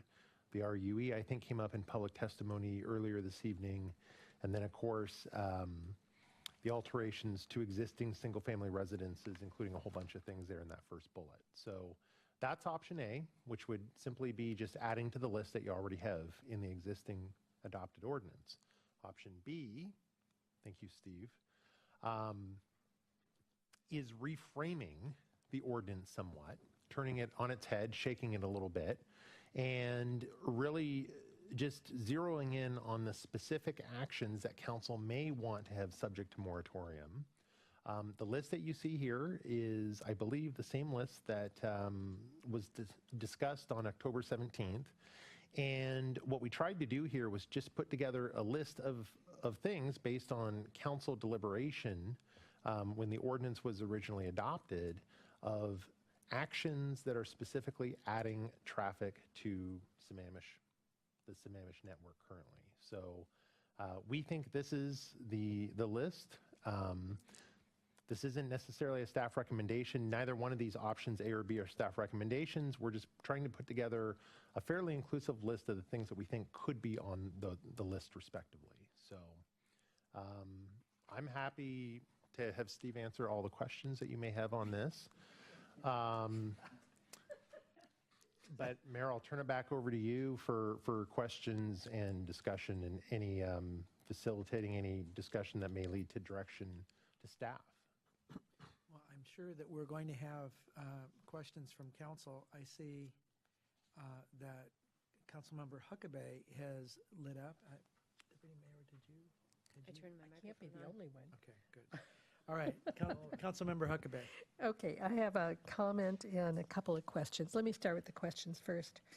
I heard somebody in the public hearing talk about demolition permits, clearing and grading and tree removal permits.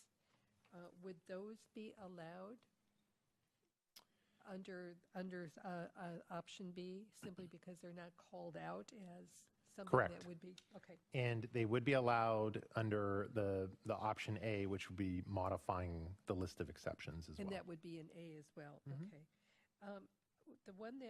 The two that I'm looking at that I have questions about, and then I want to make a comment about the town center.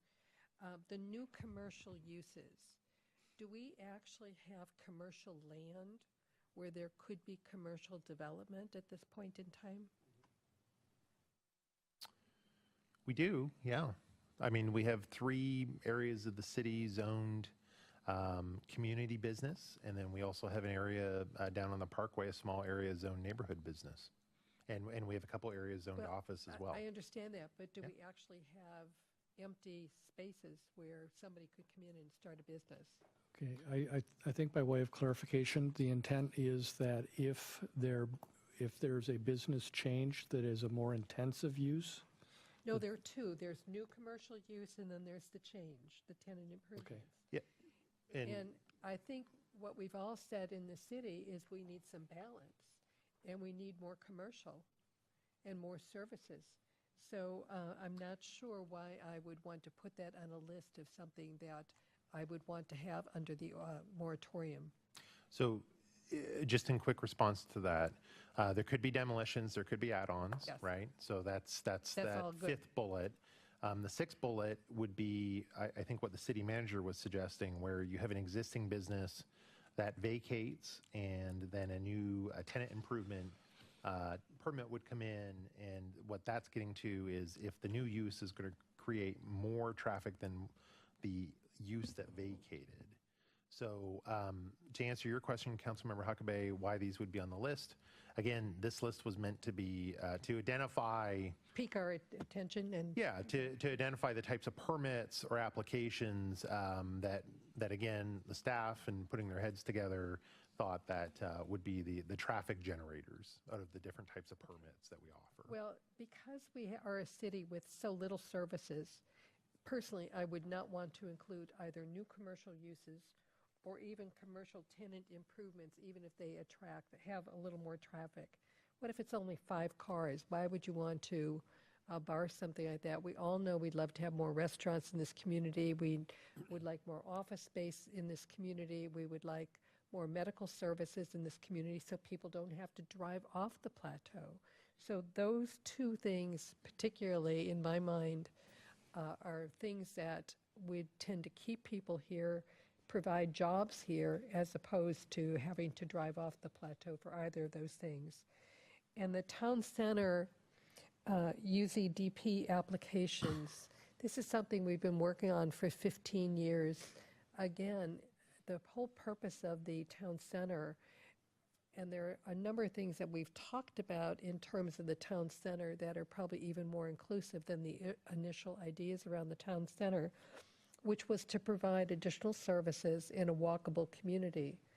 And over the last year or two, as we've talked about development coming into the city and where are we going to put it? Are we going to put it in the neighborhoods, or is it going to go into the town center?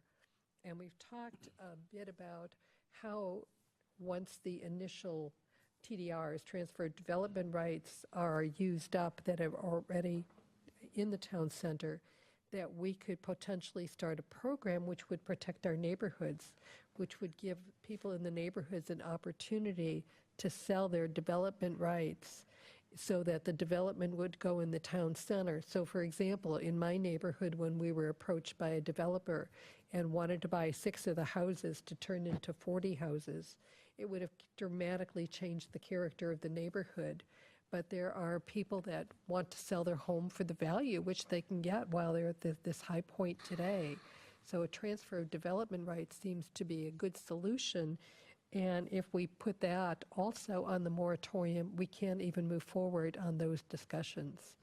So those last 3 items I would not want to have on the moratorium.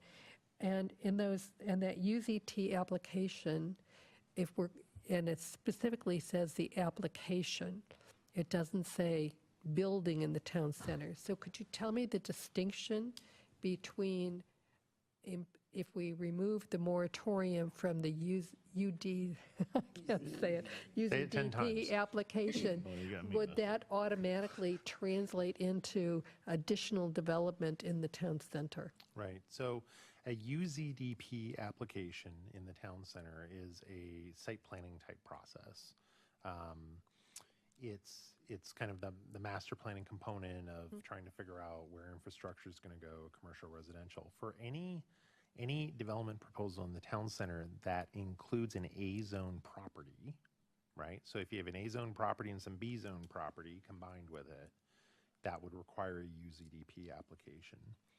For non-A-zone property proposals, so if you just had a couple... Maybe you could define what A and B are for people in the audience. So A-zone is the most intensive zone in the town center. It's meant to be mixed use, preferably 3 stories or more.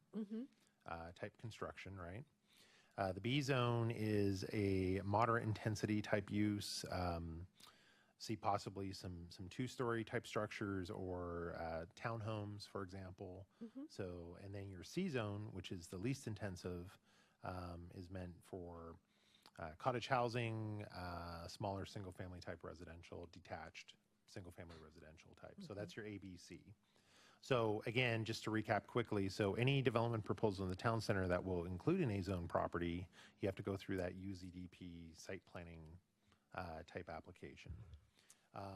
For other types of developments that are B or C zone strictly, they don't require the UZDP, it's optional, but they would still need to go through most likely one of these other types of actions to create new lots to build that type of housing on. So like your subdivision or your short plat or something along those lines. So so the town center in general could potentially be covered by these different types of actions. Okay.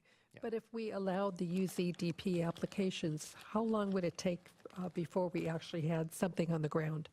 So good question. We've done 3 of them so far for each of the 3 developments under construction in our town center currently. On average, the average processing time, because there is some additional public process that's required with a UZDP application, a public open house and so forth. They average, by the time we get through and a cycle of review, the public process, we're somewhere in the 9 to 11, 12-month range for date of submittal to date of city approval. So that would be the UZDP, and then construction permits would follow that. Yes, of course. And the town center already has an EIS, doesn't it? The town center did have an EIS completed. Yes. That identified a preferred alternative that the town center sub-area plan was predicated on.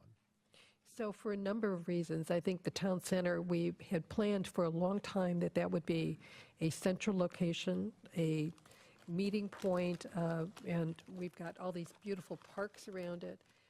People are asking for more restaurants, they're asking for more services.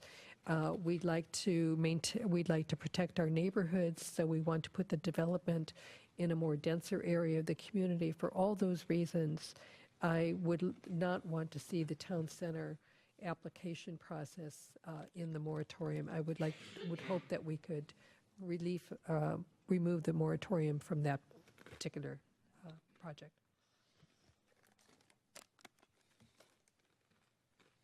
Okay. Next is Councilmember Gerund. Thank you, Mr. Mayor. I agree with Councilmember Huckabee on For example, new commercial tenant improvements, creating additional traffic generation. I was thinking about that, and I thought, well, what if a current restaurant wants to expand into the space next door, and that space next door was a rather low traffic area before. Here we're saying, no, the restaurant can't expand because it would generate more trips. That didn't make sense to me, and it would be really hard to figure out anyway. Talking about trips, are we talking about trips within the city, or is it going to reduce the trips outside the city by having a new business there? So I wouldn't, in option B, if we went with option B, I wouldn't like that.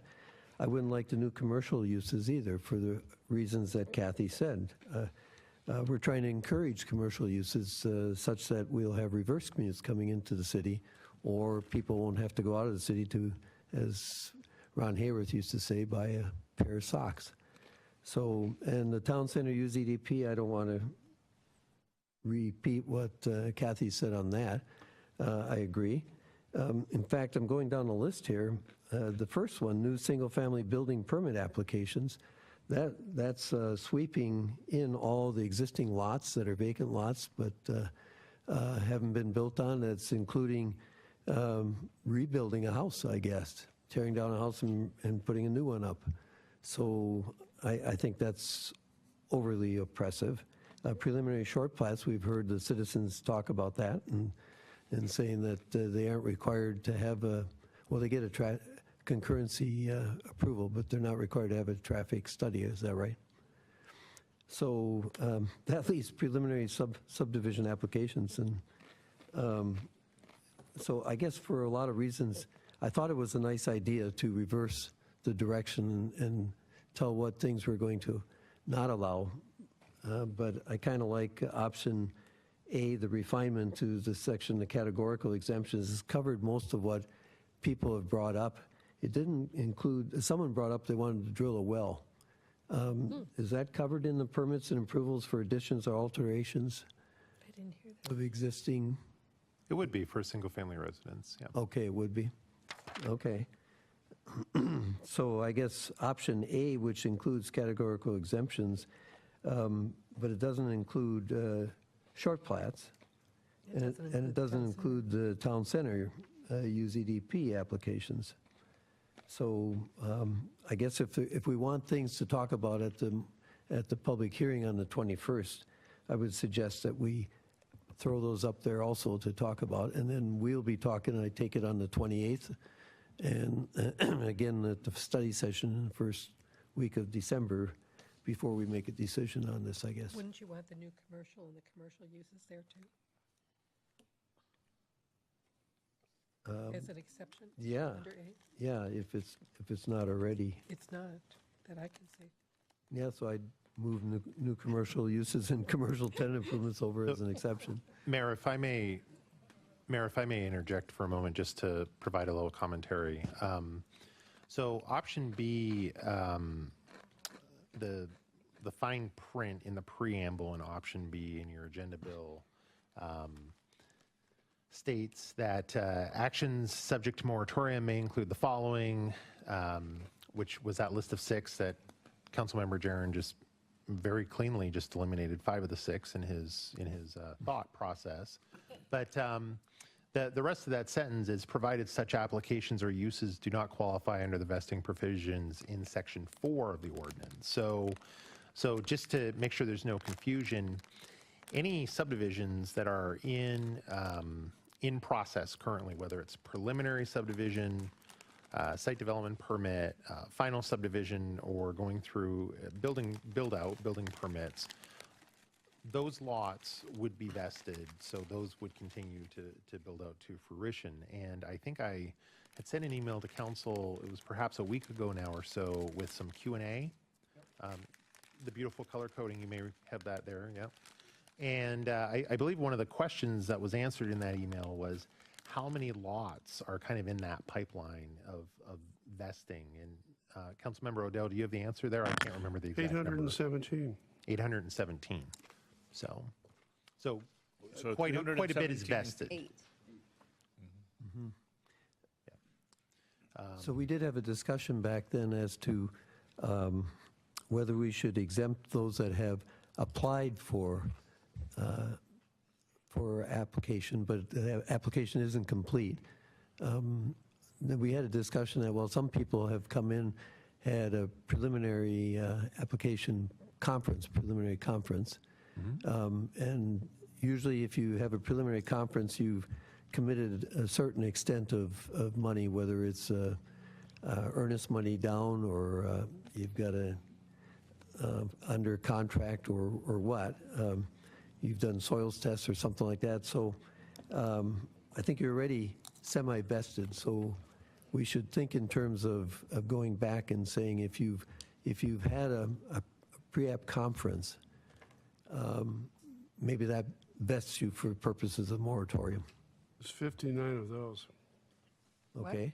59 of those. 59 pre-app conferences. Yeah. Since Equates to when? how many- Conferences or how pre-apps? many dwelling units? Does not say. No, Either short plat or preliminary subdivision application. that's applications. Pre-application meetings completed, I believe, was that. So 59 pre-application meetings had been conducted for either preliminary short plat applications and preliminary subdivision applications. And then there was, the next question on that list was, I believe, how many town center projects have had pre-applications that then could also qualify under that, and the number I think was 0. What, are you qualifying that in terms of how long ago was the pre-app conference? That's what I'm wondering. Are those all pre-apps that are still outstanding that haven't moved forward to the next step? It was since the beginning of 2016. Jeff, I'm going to correct myself. The number is 7. 7 town center projects that have had pre-applications that could potentially, if the bar of vesting was lowered to having completed a pre-application meeting, there would be potentially 7 new town center projects. 7. Okay. Okay. Next, Deputy Mayor Malchow. That's not me. Sorry, Councilmember Hornish. I guess It's we're getting looking late. this way now. Getting late. Neckford. Okay, I think I'm going to try to be very brief. I guess one thing to consider, I want to throw out from a comment tonight, and I don't need an answer, but I think we need to maybe talk about it in 2 weeks. On current J, it talks about even if such application is not complete, if somebody was rejected on an application, whether or not that would be considered a filed application or not. You don't need to answer, just it's a question to come up that I think we need to think about in the next discussion. So to give my thoughts and suggestions, I like option A, the more I've thought about this, only because I'm afraid if we do option B, we will then again miss things that we really meant to prevent or stop. So you're kind of in that reverse conundrum of not thinking of everything. So I would prefer to stick with option A and try to get the things that we hear that are a factor, and I think this is probably why most other cities have done the same thing, and address those specific issues. At least that's my thought. I like the 6 bullets that staff proposed. I would add the UZDP apps to consider. What I don't know is whether or not that would be just for a Zone A, or if it would be Zone A or B, or all 3 of A, B, and C of the town center.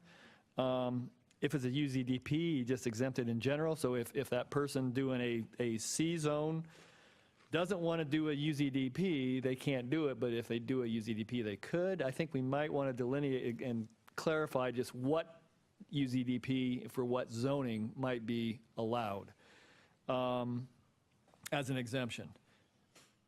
And just for everybody to understand, and I think it was stated, but I want to make it perfectly clear, and the reason that might be acceptable is that all that does is then allows the infrastructure to continue to move forward, the application to get filed, the review to get processed, but it does not allow the construction of any additional units, which would then require a building permit under that UZDP. When we're focused on traffic, If there's no building of a unit, there's no additional traffic. So that's the rationale. Maybe, and this is something we'll talk about in 2 weeks.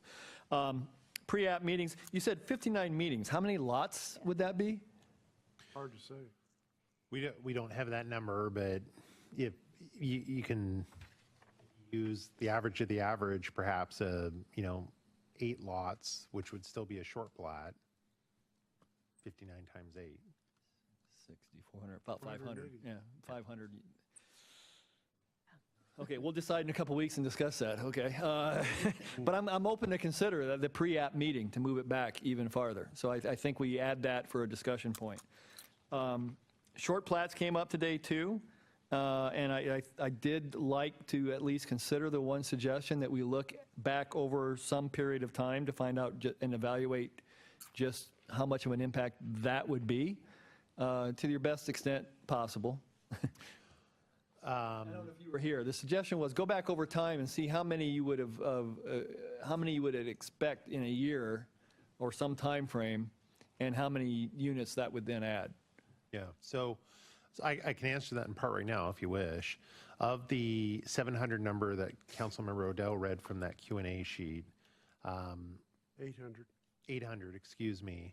I believe a little over 200 of that number was short plat lots derived from short plats, and the rest was from subdivisions. Good to know. Okay. About a 5.5 to 2 point something ratio. So 200 lots of the 800. Correct. Yeah. So units. Yeah. Okay. So we can discuss that more in 2 weeks. And I like the exemption for the demolition, clearing, and grading because they don't add units. And I think you've highlighted the commercial uses that we haven't exempted, but I think it sounds like we may want to. So add that in if we're going to focus on option A as well. That's it. Oh. Too late. Another reason I'm concerned about B is you talk about the vesting, but I don't know how we incorporate this concept that we're kind of moving the legal, black letter law as to if they have a complete application as defined, back to a filed and now back to a pre-app potentially. It gets much more confusing to try to address that in option B, I think, than it does in option A. Good point. Okay, Deputy Mayor Malchow. Thank you. I have a similar mindset with a few nuances. The UZDP that he brought up, I think that's important because we could get the infrastructure in without the building. And the buildings are what generates the traffic. And that's really where my mind is at when I look at this, is that I'm only interested in what is going to generate additional traffic and trips on our road. And unfortunately, that might also include some of the commercial spaces. I like restaurants as much as the next person, but I'm just not sure where you can draw the line on what does and doesn't generate new trips. I mean, even a single-family home, they say generates 10 trips per day. So again, with the clearing and grading and the demolition, that has no bearing on traffic generation. The commercial uses, again, I'm just not sure. Is there a line you can draw on how many trips? Is it fair to draw a line at all? And then how do you subtract the number of trips that one does not have to take outside the city if they hire workers from inside the city? Well, I mean, we could go all day trying to figure out. Good. Yeah. But I'll give you an example. If you were going to... Let's talk about it in 2 weeks. Right now, we're trying to give staff guidance as to what to come back with. Yeah, so I think option A is the better direction to go. And in my opinion, I would agree with, I think the UZDP could be put in there, as well as the clearing and grading and the demolition. Just trying to make sure I've got all my notes here. The moving of the line on the pre-applications, I don't know that I'm comfortable with that because that seems to be a little bit of a slippery slope on where you draw the line. And if we keep moving it back, somebody else is going to be coming and say, well, but I was, about to make a pre-application meeting and it got canceled because of the moratorium. And so I think the line gets a little fuzzy, and we were actually more generous than we had to be by state law because we said, well, if it wasn't necessarily a completed application, we gave an allowance there. So I'm reluctant to get too soft there. Okay, Councilmember Odell. Thank you. I came into this being concerned about the unintended consequences of B versus A as we kind of flip things here, and I haven't heard anything yet that has alleviated those concerns. I also picked up a few things in the public comment today that I'd like to bring back again. First of all, there was one party that wanted to take 4 lots and make 38 lots out of them, and I actually got an email on that today from the father of my son's best friend and best man, which kind of registered with me. And so it does put things in perspective because these people have been there for quite a while, and this obviously was a major factor in their retirement planning, but I hope that wasn't the only thing they had for the retirement. The other thing is, keep in mind is what we're talking about doing here is a temporary thing, it's not permanent. So you may not be able to cash in next week, but 6 months from now, maybe you can. Just keep that in mind. But in discussion of this subject today by the builder, the developer was contracted, in answer to a direct question from me, there are 4 houses on the property today, going to 38 in the future. And they were claiming there would be no impact on traffic. There'd be a lot of benefits to the Inglewood Junior High neighborhood, and I can get that. However, the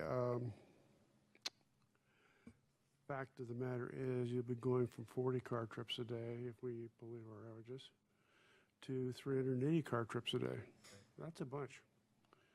At the same time, another comment was made by somebody else that all these short plats, while individually may not be overwhelming, they do all add up, and it's a death by 1,000 cuts. So we may not do town center and allow all the short plats just to find out we have not really addressed the issue.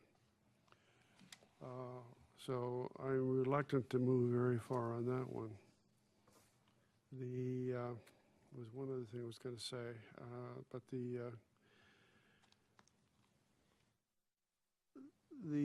another comment was made, and I think it was very astute on the part of the individual. I can't recall who it was. In talking about our growth targets, that at the rate we're building, we'll exceed our growth targets well before the target date. So I keep asking myself, if we do town center, is it going to work? Is it going to pull development out of the neighborhoods into town center? Is that just going to dry up and go away? I don't think it is. You know, the opportunity to make money is there, so they'll keep on building.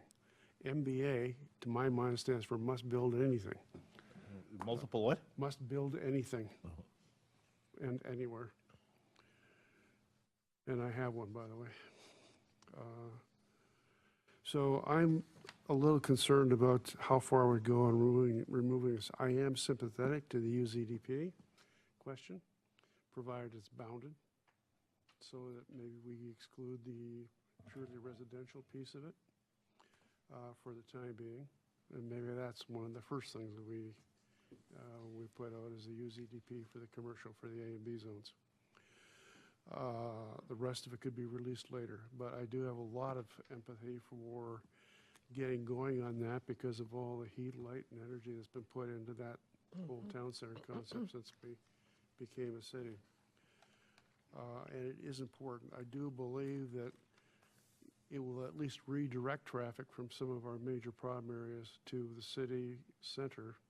Instead of going down the hill to Redmond or Issaquah, you'll be making a shorter trip, hopefully on a side road to get to town center. I am concerned about how we treat ADUs. There are not that many of them, but there could be in the future. As I look around town, there are a lot of big lots, R4 lots. Mine is one that could handle a 2,000 square foot ADU in the backyard. And, you know, the impact of that is not being addressed. So I would include ADUs in the restriction from day one. And maybe that's the last thing that gets released. Frankly, I think that whole question should be readdressed because it has a major impact on the neighborhood character. If you don't believe me, I can give you 3 of my neighbors to talk to.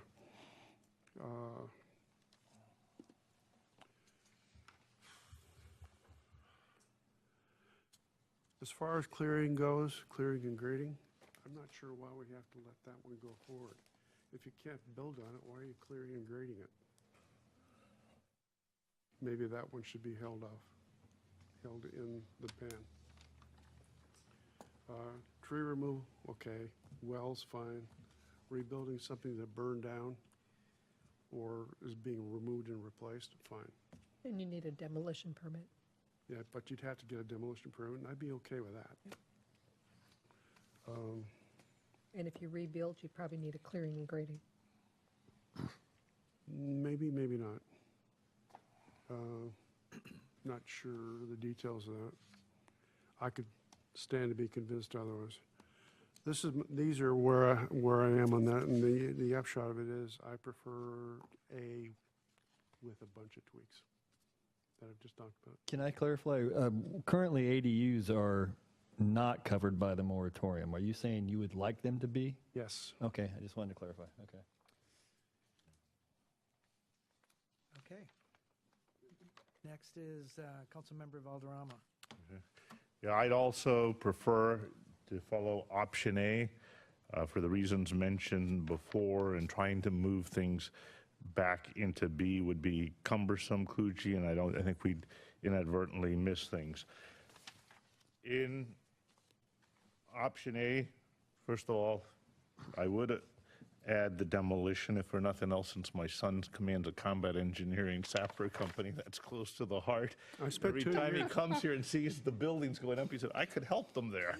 So My MOS is combat engineer. I can blow them up too. I remember that. So the UZDP, I think, definitely should be allowed. I think that, you know, when I had talked about a moratorium in September of 2016, I said one of the things that we may find with the data coming in is that it is the relief for some of our traffic. You had talked about keeping the traffic in the hill. They've also talked about putting in east-west arterials that don't exist right now, and so that is something that we need to really be looking at and allowing them at least to do the planning for how that goes forward, because that's going to be critical for all of us as we're going forward and how we're going to get around this. So it is part of the solution, as I had cited back then. I think that the short plats, I mean, we should be doing that evaluation. I think that was a great recommendation.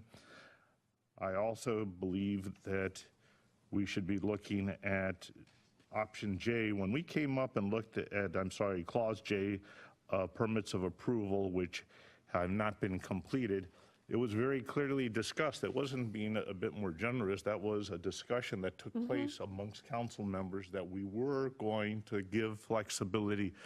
And I think that we were recognizing that a lot of people have put in a lot of time into the process. The pre-app is a requirement of the application process. We are now, in our discussions here, talking about previously done pre-app conferences, which further limits it, and we can even cut it off from 2016. So it's not any application that's been submitted, but ones that have been met with the staff. We talked about how many are involved. A lot of these people are not multiples. We received this letter today from Peter and Lisa Kretsch that we all got in our emails. That's what I was talking about. Yeah, an individual and the impact this has. They were planning 4 years for this to take place. So we had over, Ted was talking earlier, they've been 5 years in process that are going forward. So this is hitting a lot of individuals in a way that, as Karen, who was speaking here earlier, said, I need that money now for the educations and retirements. That was taken into account and discussed as one of the things we want. So either we're going to be doing it by option J, or we're going to go back to hardships, and that's a harder line to draw when you start drawing hardships. This one, I think, is a cleaner way than getting into that mess of hardships that the first council had to deal with and swore they would never get back into. So I support the idea of the pre-app conferences being the line. Furthermore, on the UZDP, I think it should be for all three zones, A, B, and C, for their planning, or else we were talking earlier about the housing imbalance, and if we start to tell them that it's only A and B, the cottage homes start to come out of it. And I'd like to see in their planning, at least for them, to be looking at that balance as they Plus, go we forward. need to do the final planning for Southeast Fourth. Yeah, Depending that's on right. what At they're least so going you to can do. get off So we your can- street. That's So you exactly can right. get off your street. So I can get out of my driveway. Then, right, so those are my recommendations on what we should do here. Let me see if I've got any other Army anecdotes. And then again, as far as the percentages that we can be looking at as we go forward of the homes, but if these people have already been in this process for years, I think it's unfair to stop them if they've gone to that point of a pre-app conference. And I think we could draw the line at 2016 and say, let's move forward. Thank you. Great. I'd like to interject a few of my comments at this point. I don't want to be redundant. I think most of them have been covered as we've gone through there. Somebody has brought up some form of them, but I would be remiss if I didn't cover the number one issue for me is the UZDP, or the town center in general. The town center is the most vetted plan that we've had in our community. It's our affordable housing plan.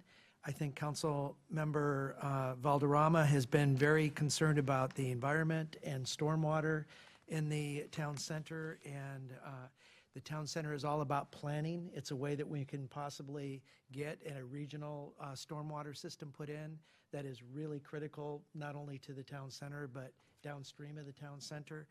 I already said affordable housing, the commercial benefits to the city and what people have been asking for. I think Councilmember Huckabee brought that up purely on commercial, but the town center is going to be the area that takes cars off the street.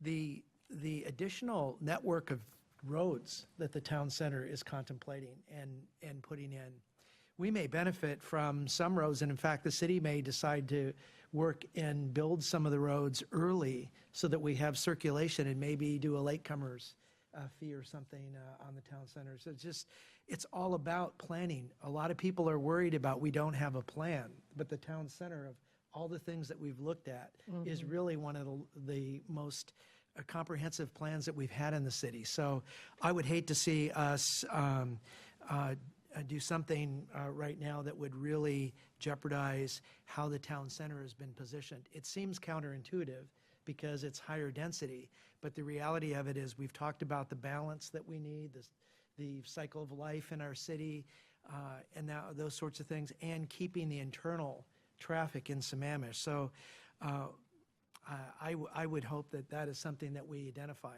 I came into this room looking at option B because the staff was concerned about the questions that they were getting I did too. and the complications that we had. And I am more persuaded, as I've heard other people, that maybe option A is one of the ways that we need to go. So I need to look back at option A with a little closer eye as well.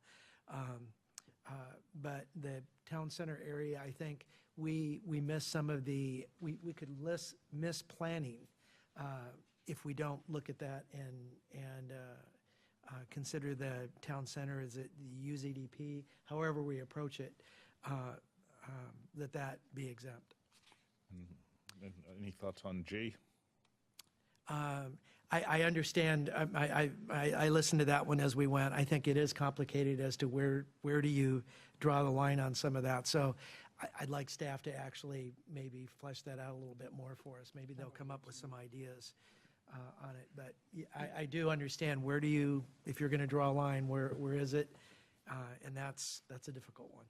I'd like to know the implications of it. So that's really my comment, and I think Councilmember Odell wanted one more Yeah, bite just at this. one more thought, and that is that all of us have an interest in seeing this moratorium is a pause as opposed to a long-lived thing. The three of us that were initially working on it used the term pause deliberately, very deliberately, because none of us were trying to make this thing as extensive as the way it was the last time we did something like this. But at the same time, we all recognize that at the rate we're continuing to build here, the roads all over town are going to run out of capacity. And until we figure out what we're going to do about that, it was felt that we kind of needed to go under the hood and watch the replay on a few things. The concern was, if we exempted town center, is that fair to everybody else? If we just concentrated on town center, is that fair to the town center people, both the developers and the people who've had their property tied up in contracts? Well, that's enough of that. Thank you. Councilmember Hornish. Yeah, just to piggyback on that, I think it was well said, but I also want to set the public's expectation, because we are not going to have, when this moratorium comes off, and I agree, we are focused on getting it released sooner rather than later. That doesn't mean that traffic's going to be solved like that. It means that we will have a plan to have it resolved, and under the concurrency, that's 6 years from now, to have a plan that we can finance and it's feasible. So please don't expect that everything's going to be resolved when this moratorium comes off, and there's a lot of building going on continuously, and all we have to do is have a plan to have that infrastructure concurrent within 6 years. That's a little on the bleak side, though. I hate to say it, it is. It is. But I'm trying to set an expectation. What I understand, you're trying to set that expectation, because concurrency is about future growth and future development. But don't forget, we've had long conversations about how we're going to focus on the driver's experience and how we're going to begin looking at the intersections. And for those of us that live in and around 228 and around Southeast 4th, 244th, just improving the intersection flow, it could have a significant improvement in the traffic flow.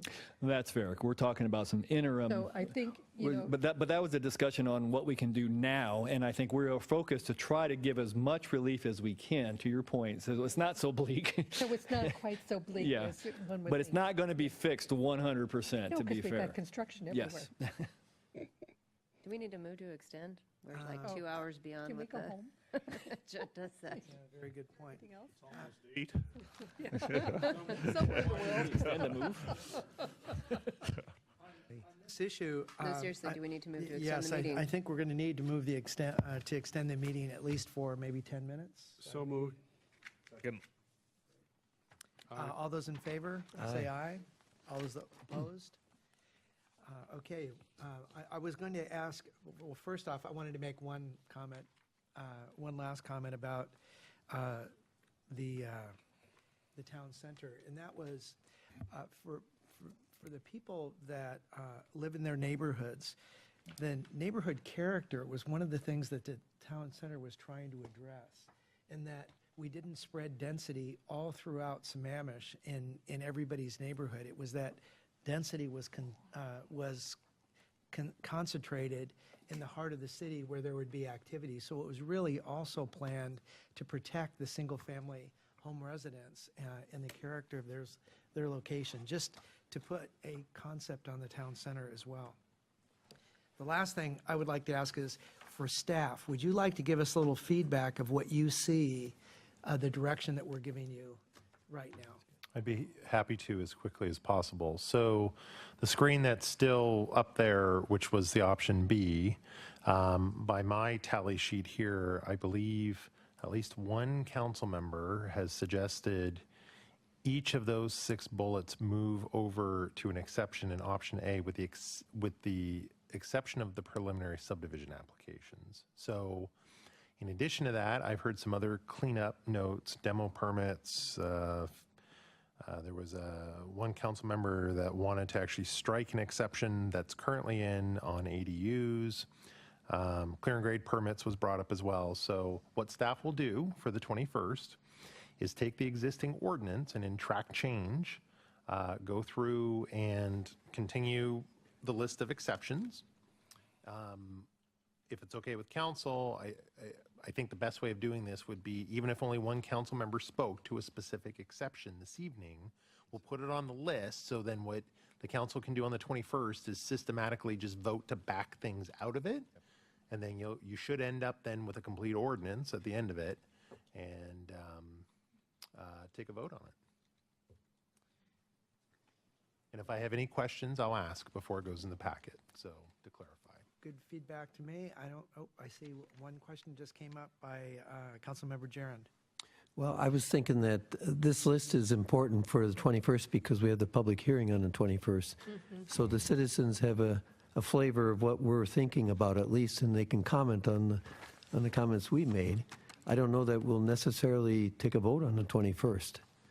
Well, that would certainly be council's We may prerogative. refine what we want staff to put into any change to the moratorium. That's certainly possible as well, so. Very good. With that last comment by Councilmember Gerund, I see no other questions. Thank you for the feedback. I think that concludes the ordinance discussion, which brings us to council and committee reports. Starting at this end? Yes, I am. Okay, thank you. Just briefly, Thursday I'll be attending the Road Usage Charge Steering Committee meeting, another 7-hour meeting, sort of like our council meetings here, where we'll be refining the pilot program that's going to be started next year. And that's pretty exciting. It's been 5 years of participation on this meeting, and we're finally seeing it come to fruition. That's my report. Go for it.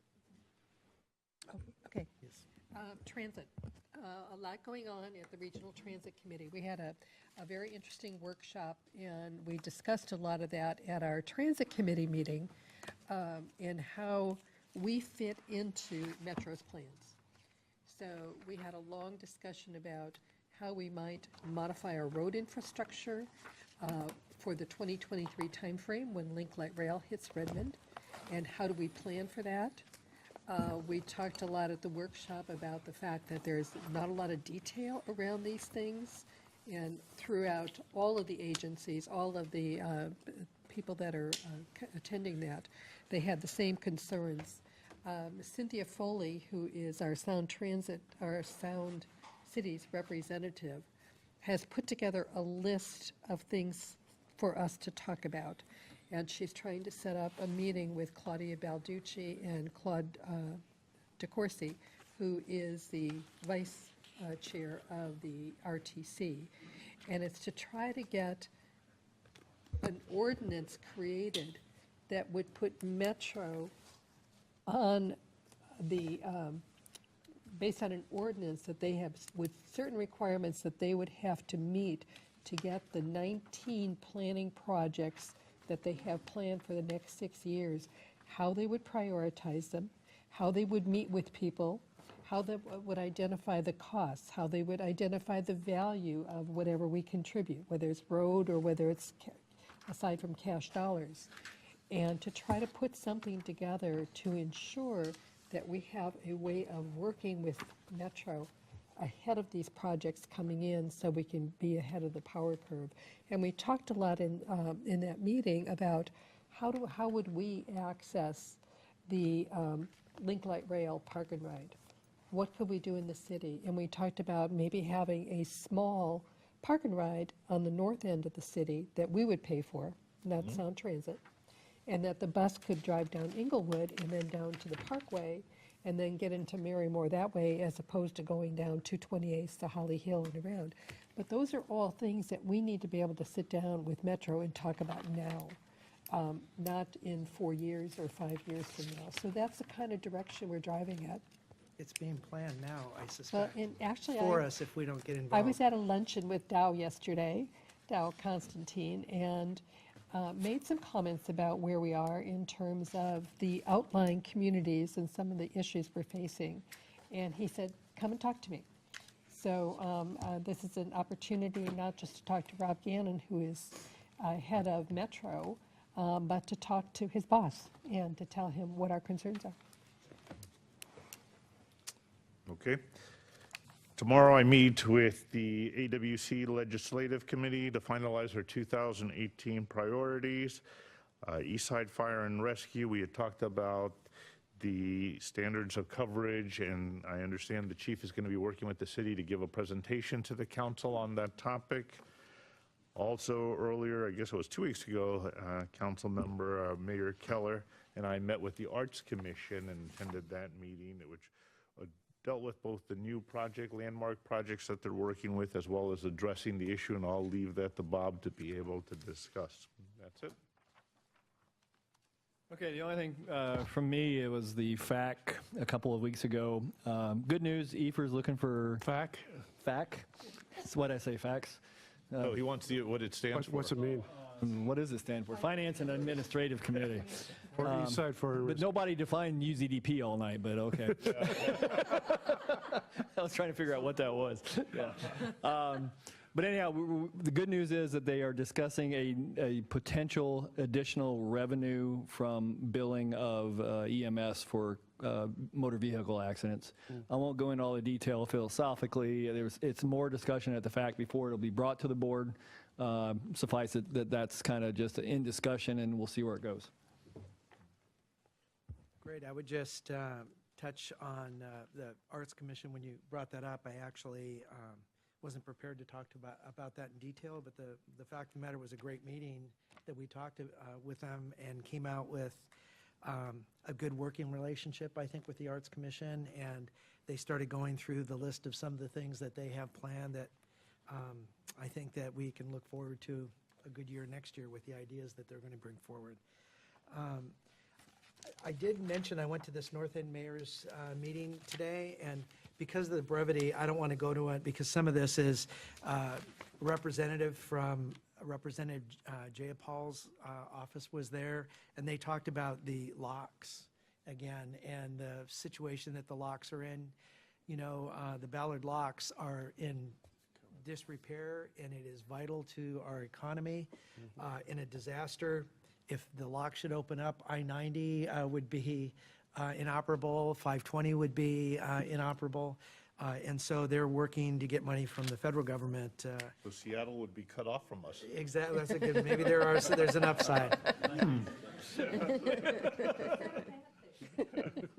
Yeah, and we talked about affordable housing somewhat, and that there's the low-income housing tax credit. This is something that Del Benny was really involved with right now, trying to make sure that the government helps continue to fund tax credits for investment in low-income housing that results in rental housing.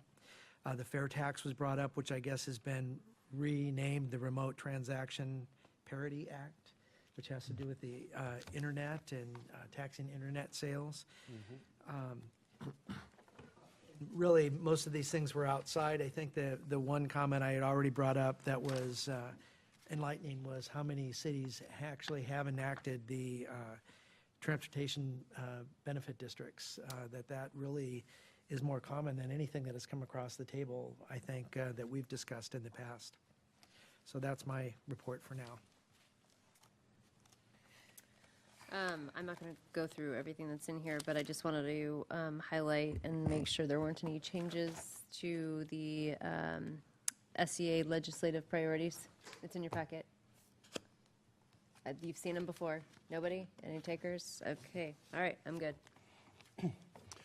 Okay, real quickly, picking up on one of Bob's things, I'm going to be attending the National League of Cities meeting in Charlotte next week. And I'm on the transportation subcommittee there, and two things that are pertinent there. One is I did insert in their legislative statement wording to support the Ballard Lock issue.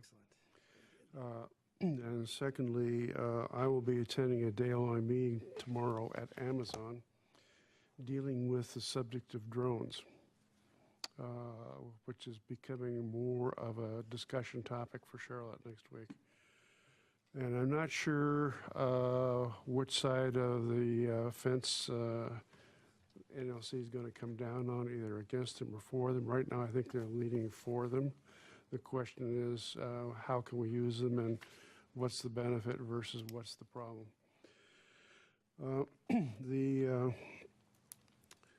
Bob, thank you for mentioning the EMS issue, because that stimulated the fact that reminded me that this city has a seat on the EMS advisory board that I don't think we've talked about among the list of to-dos for the council for next year. But this is important because we're at the table on all EMS ALS issues. And the fact we were there last year is what got us the ALS unit at Fire Station 83. If we hadn't been there, we'd still be looking for it. So we do need to get somebody there and as a regular participant. I'm the current rep, but I'm obviously rolling off. So, and the last thing is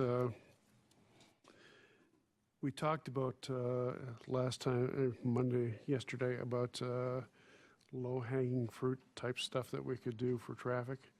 One of the things that occurred to me today is I got stopped twice in a quarter mile on Issaquah Pine Lake Road by flaggers, is doing a better job of coordinating what roads are flagged when, so that you don't go creeping along. I missed a doctor appointment because of it.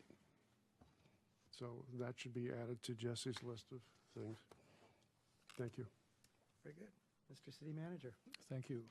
In response to that, there was some miscommunication among which projects were working on Issaquah Falls City Road, and staff took action today to try to rectify that and make sure that the developments Issaquah Pine Lake, or Issaquah Pine Lake make sure that they are in fact coordinating. We had two projects going on that were conflicting with each other, and so we intend to address that going forward. A couple quick items. One is next week on November 13th, we are scheduled for a start time of 6:30.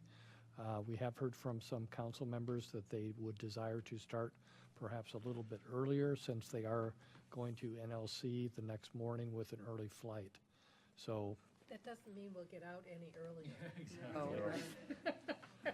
So I am bringing it up to see if you would like to start any earlier, or would you like to maintain the 6:30 It makes no start time? difference. Right, exactly. We're supposed to be done at calling 8 in. o'clock today. So, okay, it'll stay where it is. Thank you. The other items that I wanted to bring up is I've had tentative discussions with Tracy Pierce at Lake Washington School District to have a joint meeting with their board on Monday, January 8th. So I've let continuing council know that date, as well as the newly electeds as well, to put that on their calendar. I've also had similar discussions with Ron Thiele from the Issaquah School District, and they're tentatively checking their timeframes that are available as well. But he was interested in that as well. So that is the end of my report. So thank you. Thank you very much, Council. I do want to say one thing, since it doesn't matter, there is a correction on this agenda. It should have said 10 o'clock, not 8 o'clock. It said 12. On the schedule. Still late. We'll have to go home and do some work. Do I have a motion to adjourn? So moved. All those in favor say aye. Aye.